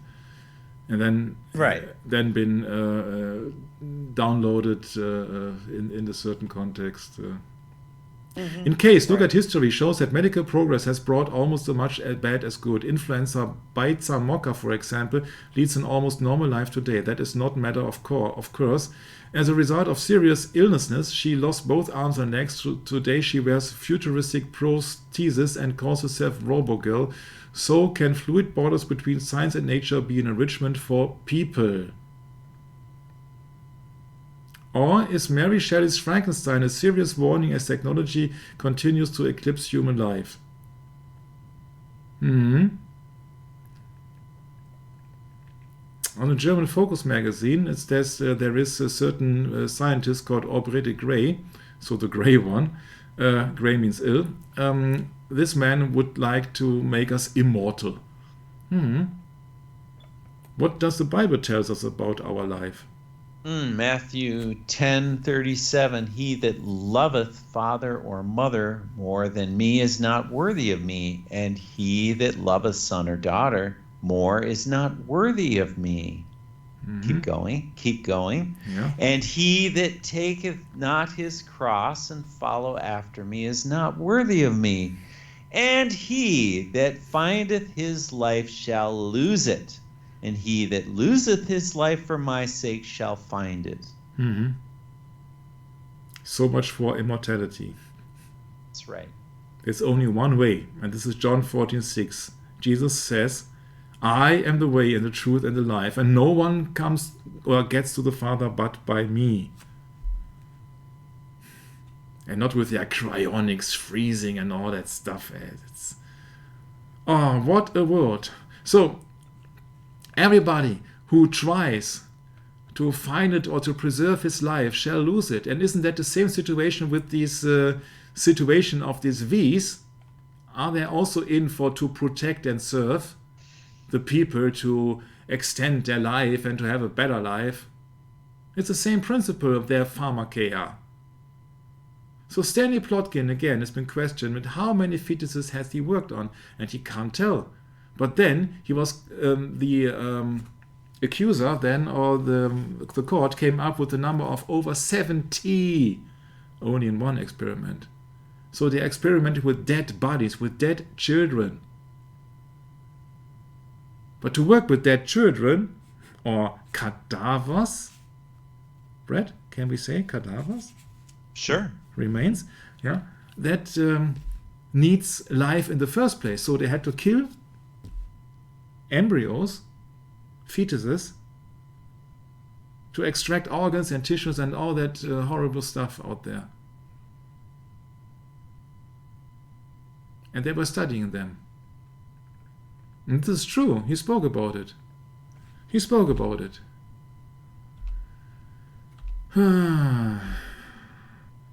Yeah, only one study has 76. 76. That's for the development of their so-called medicine.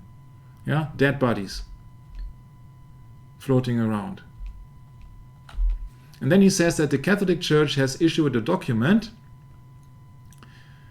which stated that individuals who need this kind of treatment of medicine, yeah, shall have it. Despite the fact that I think that it implies that I'm the individual who goes to hell. Zur Hölle fahren wird. Huh? So they know what they are doing, but they do it because they love. All that they hate me, love death, the Bible says. Or God says. All that they hate me, love death. My. Yeah. Oh, sorry, I did not know that. They issued a document. Yeah. I'm the individual who will go to hell. Sure. They all participate in this life. They love this life. That's all they got. And that's all what's left.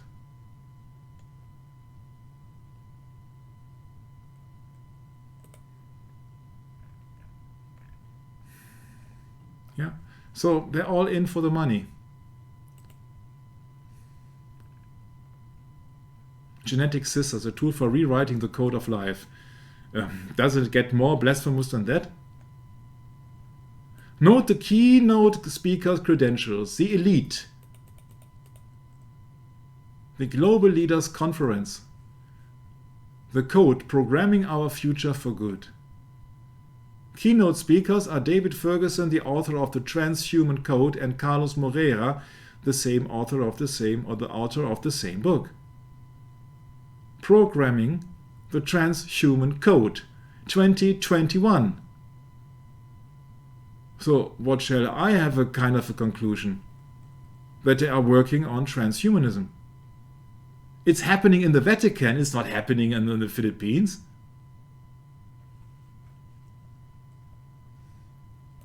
Yeah, and it's not only the Vatican, it's the Global Leaders Conference. Yeah, they're mocking God in the open. God's creation is imperfect. He needs a glove. Oh yeah, we need sovereigns too, Michael. Yes. Yeah. How pathetic. Yeah.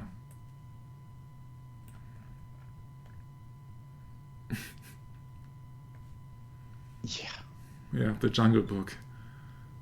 Mm-hmm. Yeah, what do I expect from a kind of a company when you're in a company of the serpent? Either in a serpent church here with the Pope Paul VI audience hall with the snake and snake fangs and all the stuff, and Mowgli, the Jungle Book. Trust me. Trust the science. Yeah. Don't trust that forked tongue. Don't trust it.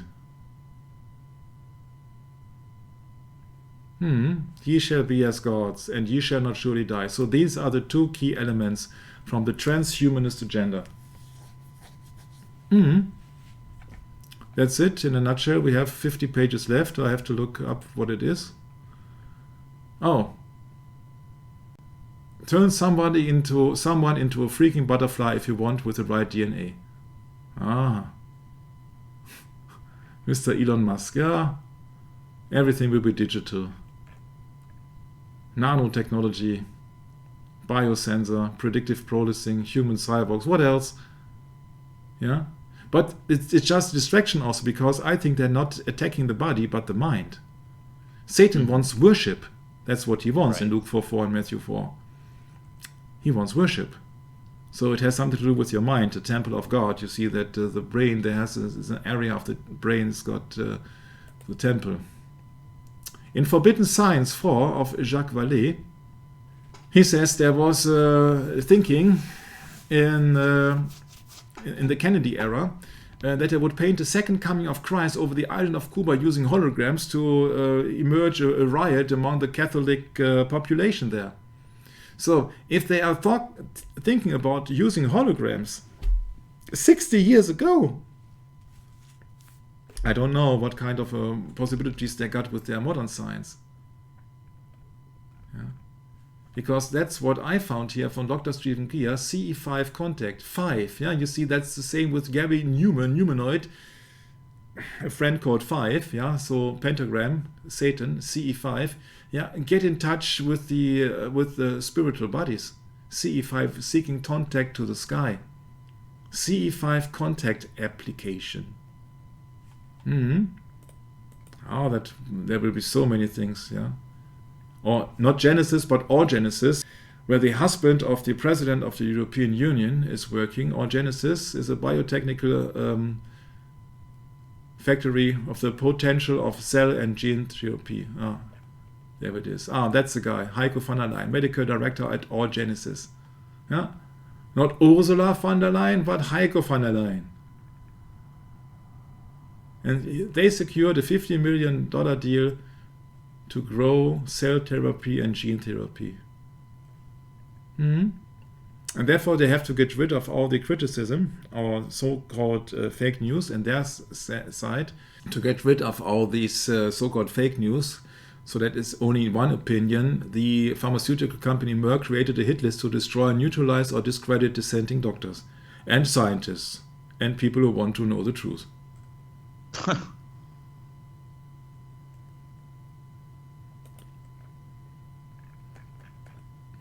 Yeah, so it's all a big agenda, taking part on the control, with the control of the Vatican, CO2 emissions and all that stuff. Yeah, you have to get rid of services, of energy, of CO2, or you have to get rid of people, simply. Simply. But CO2 isn't a problem. I hope I have, yeah, I have translated here. CO2 is not the problem, certainly not the human being to blame for this life-building block. Without CO2, no life is possible. Anyone who rails against CO2 rails against life itself. That's spot on.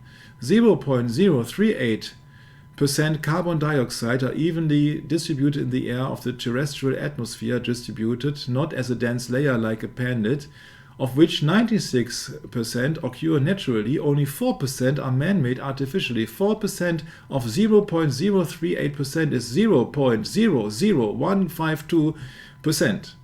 Of these 0.00152%, 3.1% come from Germany. 3.1% of 0.00152% is 0.0000471%. Suppose Germany would reduce CO2 emissions completely, that is down to 0. That means abolition of all life, including plant life. Got it? It would just have an effect of 0.0000471% of the composition of the air on Earth. So the destruction of life should be the goal. There is some reading about it in a very old book, which is mostly black, because there is a certain hatred for life and people. What book could that be?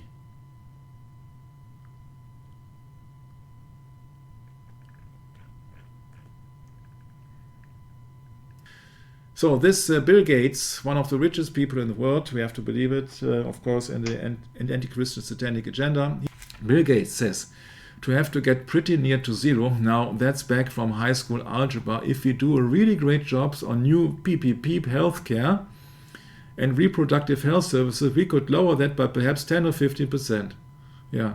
So that is the opposite of the Bible, God's commands, be fruitful and multiply. Yeah. It's a wrong foundation, because you see that is not a problem. Because CO2 most likely emerged from sun radiation and not from man. You see, the air that we are dissipating here from the earth is just there is just heat coming in from the sun in the first place. Yeah, CO2 is warming the planet, and the equation on CO2. The problem is that CO2 is being used and needed for the growing of plants. And so if you want to reduce CO2 to zero, you want to have to get rid of all the plants. It's simply then a desert.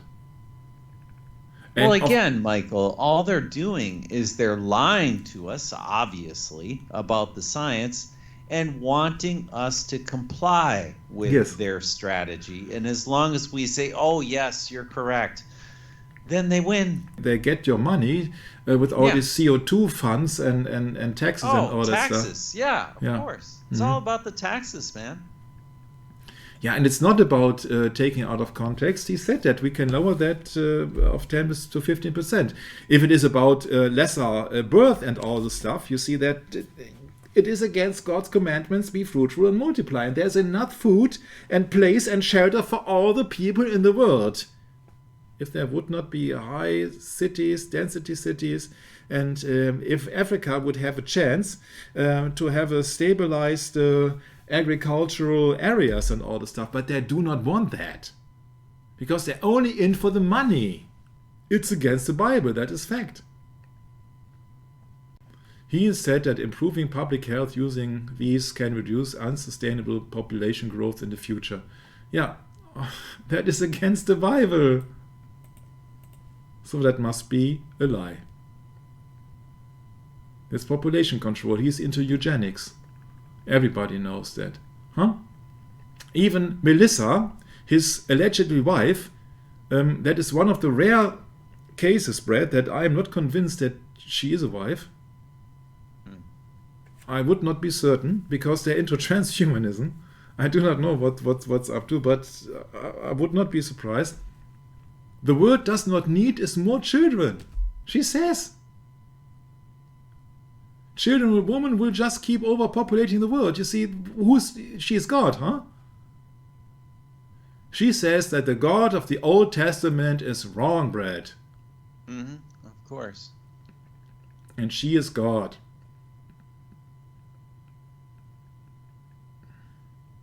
Keeping all the population numbers across the globe, in fact, the population rates, this is all the problem. Yeah, you see, this is you can. Who is this again?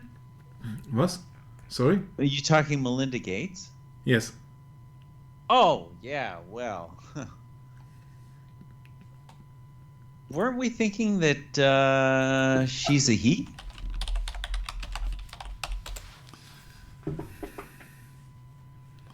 Among all the peoples that I came across, I think that she reminds me more of a Supertramp singer than anybody else.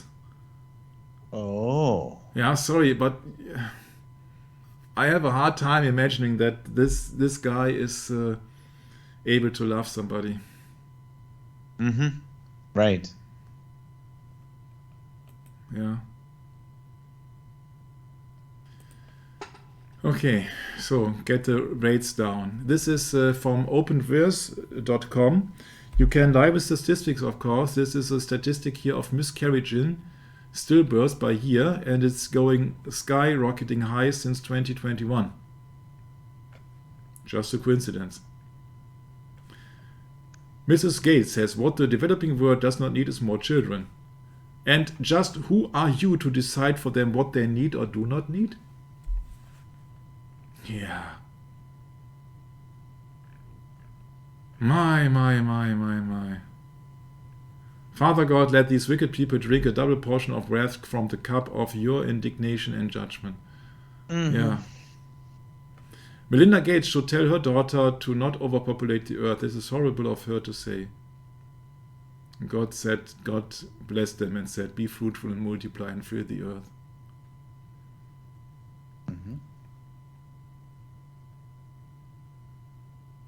Yeah, this is, you see, you got it here in a context. Bill Gates says, first we got population. The world today has got 6.8 billion people. That's a long time ago. That's headed up to about 9 billion. Now, if we do a really great job on new PPP, healthcare and reproductive health services, we could lower that by 10 or 15%. And God said, Brett? Oh, and God blessed them, and God said unto them, Be fruitful and multiply, right. Yeah, so it's the opposition. So you know that he's on the side of Satan. Mm-hmm. Right. So it was Julian Huxley who coined the term transhumanism to name his vision of the future in which humankind would master nature and steer the progress of evolution towards productive ends. Oh, it's about production, so it's about money. Julian Huxley was born in the late Victorian era, a time defined by its romantic vision of rationalism and industrialization. Julian Huxley says, I believe in transhumanism. Once there are enough people who can truly say that, the human species will be on the threshold of a new kind of existence as different from ours as ours is from that of Peking man. It will at last be consciously fulfilling its real destiny. The low strata are reproducing too fast. Therefore, they must not have too easy access to relief or hospital treatment, lest the removal of the last check on natural selection should make it too easy for children to be produced or to survive. Long unemployment should be a ground for sterilization, if that is attributed correctly. Yeah, but it is a serpent once again. Yeah, it's a serpent of the so-called World Health Organization, and it's not the staff of Moses. This is not a brazen serpent here. That's Asclepios. So that's the. It's not medicine. Yeah. It's pharmakeia. Big difference. Really, is it really a coincidence that these are the countries here where this experimental medicine is mandatory? Look at here. That's the Vatican. Vatican, Italy, Greece. Austria has gotten rid of it. Interesting, huh? Vatican. Does it say Costa Rica, and what else is the one in South America? Ecuador. Oh, really? Ecuador. Yeah, Malaysia, Indonesia, Tajikistan, Turkmenistan, and Micronesia. Yeah, Costa Rica only for minors, for all minors. And said to the woman, ye shall not surely die. You know that it was a lie, huh? Also, if anything occurs to the unborn, it's also killing, huh? Because it's life in the beginning. Talking about fetuses, embryos.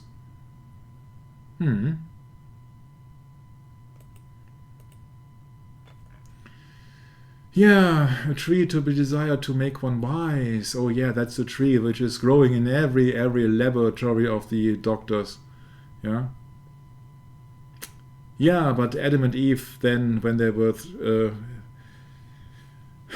recognized by God, they were naked and they sewed fig leaves together and made themselves aprons. Because they were ashamed, Brett. Why else would you wear an apron? Isn't that so silly and so obvious that it's also depicted here together with the Bible? The big G. Oh.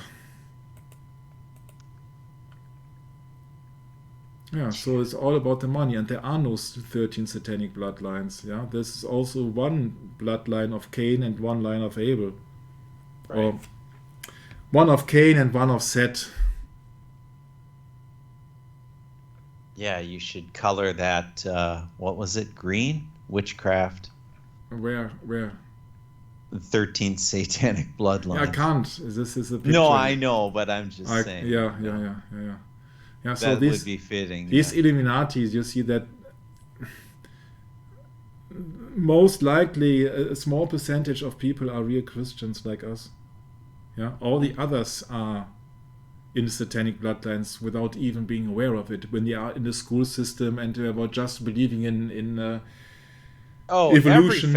Every family, Michael. Yeah. It's stated in the Bible that every family has their enemy in their own household. It's just the way things work. There is going to be one side of the family that says yay and the other one that says nay. Yeah. Look in the Bible here in Genesis 3, God ordained a penalty for the woman. Would you care to read it? Sure. Unto the woman he said, I will greatly multiply thy sorrow and thy and thy conception. In sorrow shalt thou, in sorrow thou shalt bring forth children, and thy desire shall be to thy husband, and he shall rule over thee. Yes, so thy desire, her desire shall be to thy husband. Yeah, the most desires that women I know of are just purely physical. And they wouldn't like to be independent, you see. They want to have their own money and they want to have a big job. And of course, that's a satanic agenda that they claim, that is the independence of the women. But actually what's behind this is the destruction of family and the avoiding of women having children. Mm-hmm. Yeah, that's also eugenics. Mm-hmm.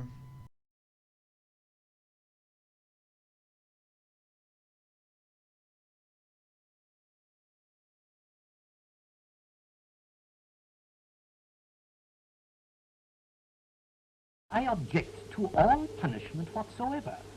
I don't want to punish anybody. But there are an extraordinary number of people whom I want to kill. Not in any unkind or personal spirit, but it must be evident to all of you. You must all know half a dozen people at least who are no use in this world, who are more trouble than they are worth. And I think it would be a good thing to make everybody come before a properly appointed board, just as he might come before the income tax commissioners, and say every 5 years or every 7 years, just put him there and say, sir or madam, now will you be kind enough to justify your existence? If you can't justify your existence, if you're not pulling your weight in the social boat, if you're not producing as much as you consume, or perhaps a little more, then clearly we cannot use the big organization of our society for the purpose of keeping you alive, because your life does not benefit us and it can't be of very much use to you. Yeah, so there are really only two bloodlines, or two lines, thy seed and her seed. So Satan's seed and Eve's seed. Genesis 3:15. And also the first announcement of the Savior of mankind. Bruise thy head. Yeah.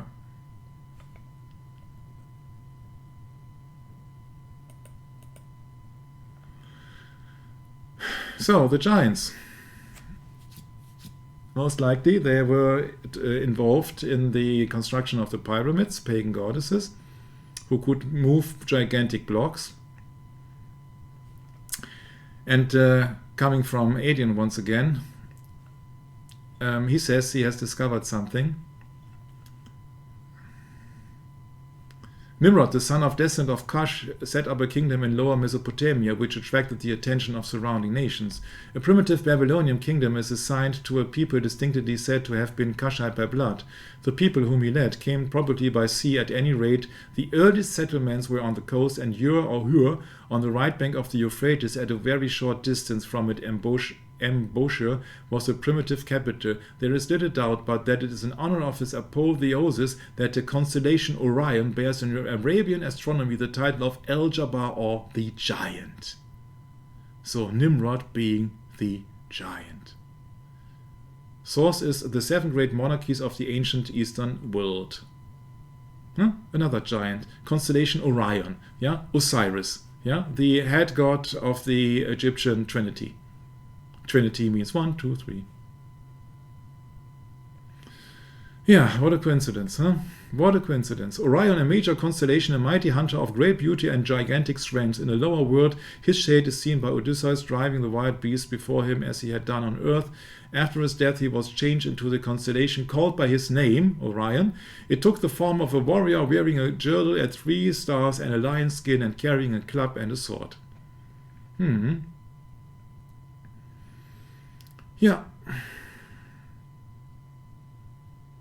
Popery is not a corruption simply but a transformation. It may be difficult to fix the time when it passed from the one into the other, but the change is incontestable.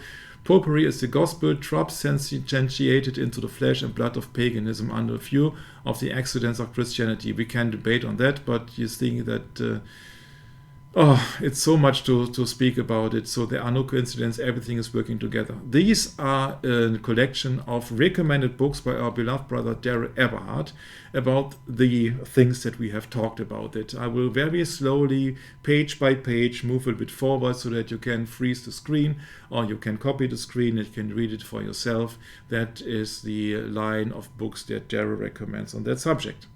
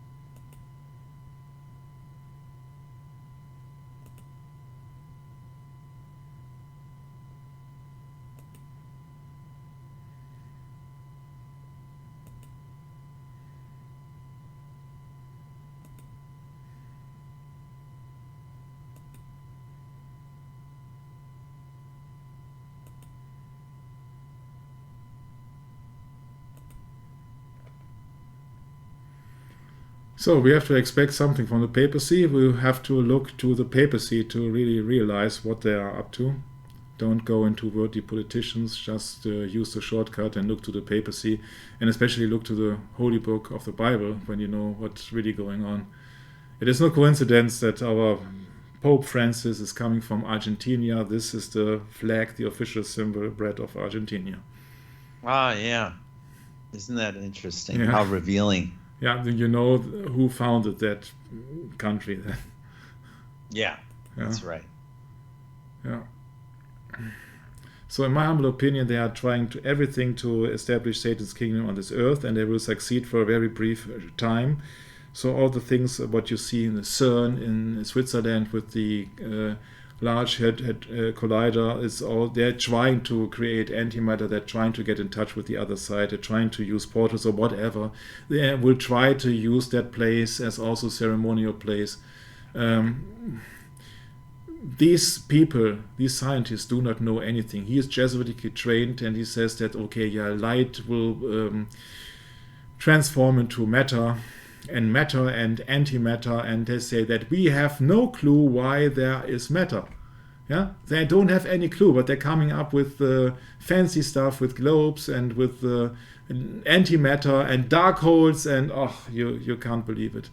Yeah, but it's just as the Bible says that it's just science so-called to actually control the people. It's to control the people. CERN 666. Yeah. You see, where to start? Yeah, so the information we are giving out is very close to the truth when it comes to the worldly things, and absolute truth when it comes down to the Bible. Yeah, but this satanic word will label truth as misinformation, of course, because it does not fit their narrative. Yeah? They say the World Economic Forum has announced that it recruited hundreds of thousands of information warriors to control the internet, policing social media and forums for misinformation and conspiracy content, which will then be systematically shut down.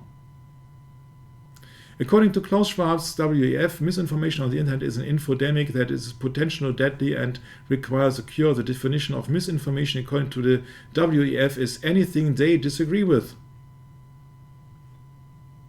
Yeah.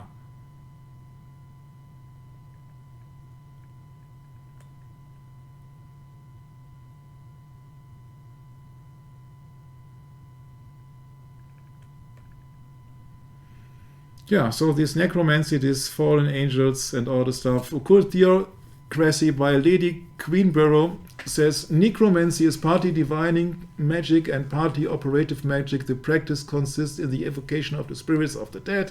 Fallen angels or spirits will often manifest to people without being called for. Occultism flourishing now in Europe, Asia and America. Guess what Mrs. Mary Shelley encountered when she was hallucinating and had panic attacks. So expect anything from the world except the truth. They will label anything according to their agenda, how it will fit their narrative. And that is the real cause in Genesis 6:11. Brad. Yes, the earth also was corrupt before God. And the earth was filled with violence, and God looked upon the earth, and behold, it was corrupt, for all flesh had corrupted his way upon the earth.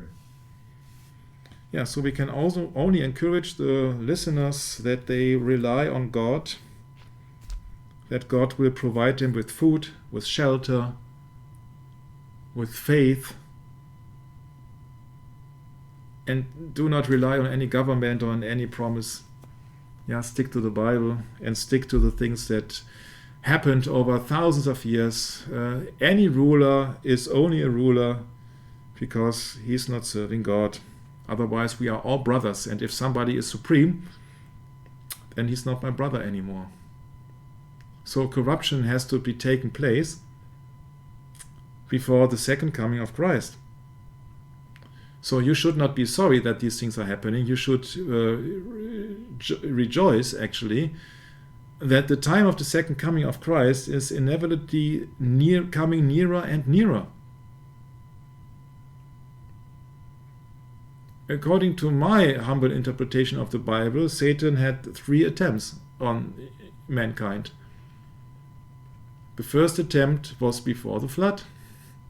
So that is Satan's kingdom of the world, yeah, with their leaders or his ministers.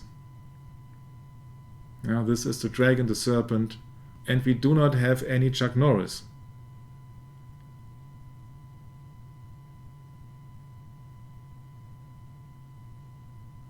Come on, Brett, I thought that was a bit funny. Yeah. Oh, the true reason why dragons are extinct. Yeah. Yeah.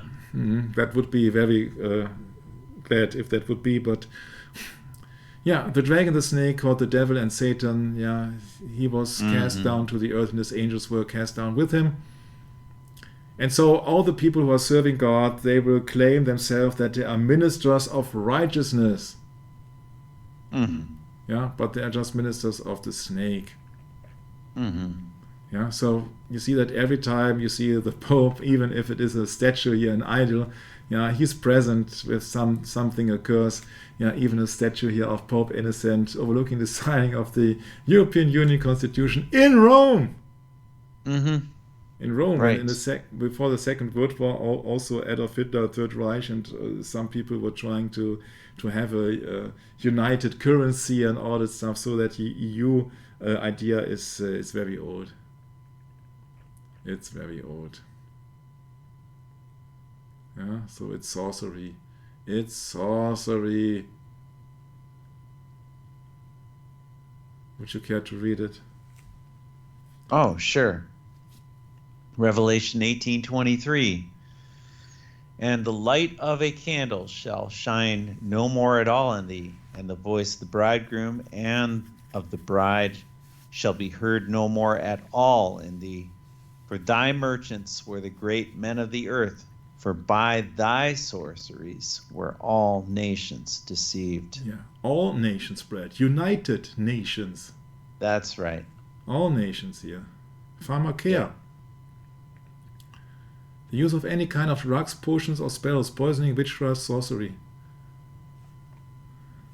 Pharmakeia, the nymph of a well with poisonous powers near the river Ilissus,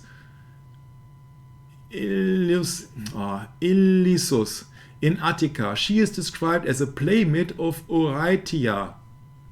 Pharmacides, sorceresses or witches, is the name by which the Thebans designated the divinities who delayed the birth of Heracles. Oh, my. Yeah. So there were 3 attempts, Brett, to destroy mankind with the corruption of the flesh. The first was before the flood, Genesis 6:4. The second was after the flood, when in their sight we were at grasshoppers. Yeah, so there were also giants. So there was a second attempt, and then these giants were being killed by the command of God. And this is what we are now facing with all these mandatory things and medical experiments. In my humble opinion, that's the third attempt. Mm-hmm. Right. And that's the end of the script. Mm-hmm. Ah, we reached it. Can you imagine that takes me weeks of doing everything together? Mm-hmm. Don't want to do that forever and ever. Just want to have a Sabbath. That's right, Michael. Can that's relax. right. Sabbath's supposed to be a day of rest, Yeah. not a day of trying to beat a dead horse, so to speak. Yeah. Can you imagine Speaking of this that world system? Can you imagine that I'm really glad that we've done now 107 sessions, and that in a moment I will pause the science sessions, because I think that we have said so much things, and this last one was about transhumanism and as in the days of Noah, and we have talked so many things. We have provided so many sources for your own research, and I hope that it can really help you as a guide towards the dark ages coming soon in the days of Noah.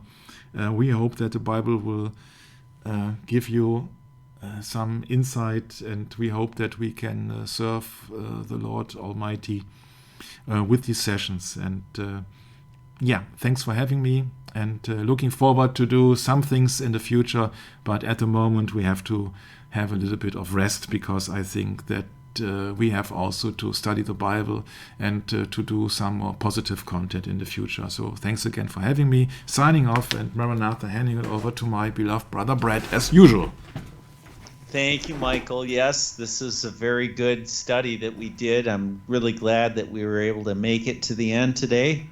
And we were starting these last 2 videos today thinking that we'd do an hour each, and here we are well into much further than we had anticipated. But the point is that Michael wanted to make this as complete as possible, to draw this picture into a full view of where we're headed, and really where the enemy wants to take us. This is not God's will where the enemy has taken us, is it? It's obviously the exact opposite.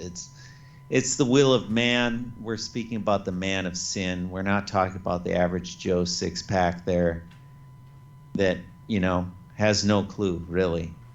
And nor would he want to. I mean, what's more interesting than Mr. Joe six-pack is what's going on the television set, right? And we rarely want to delve into that realm anymore. It's just much more appealing to look at the life of those who have real faith, that have come before us, what they have to say throughout the ages, and study history in accordance with the Bible. That's what we're about, Michael. That's what this channel is going to be hopefully, God willing, pursuing in the future, despite, all the other odds against it. And, there's only so much we can do, Michael, as individuals. And our society and, the art that's produced in these societies are actually a reflection of what is going on today. So we see it's really, dark times. It's not a very encouraging message that's getting out there, and not very encouraging themes. So a lot of discouraging themes, a lot of people giving up hope and taking their own lives because they don't see any purpose in living anymore. And that's sad. I mean, we covered that earlier in the session, that those of us that destroy the temple, we are definitely in danger of being destroyed ourselves. So we need to be encouraged as believers, don't we? We don't need discouragement. And really, that's what we offer in terms of studying these things. It's to expose it. It's to make it a subject that we can grasp and put our mind to working against these things, actually, because it's God's will that should be done on earth. Not our will, but thy will be done. In thy kingdom. That's his. It's not ours. But, we have that hope that he will give us everlasting life, as he promised to do.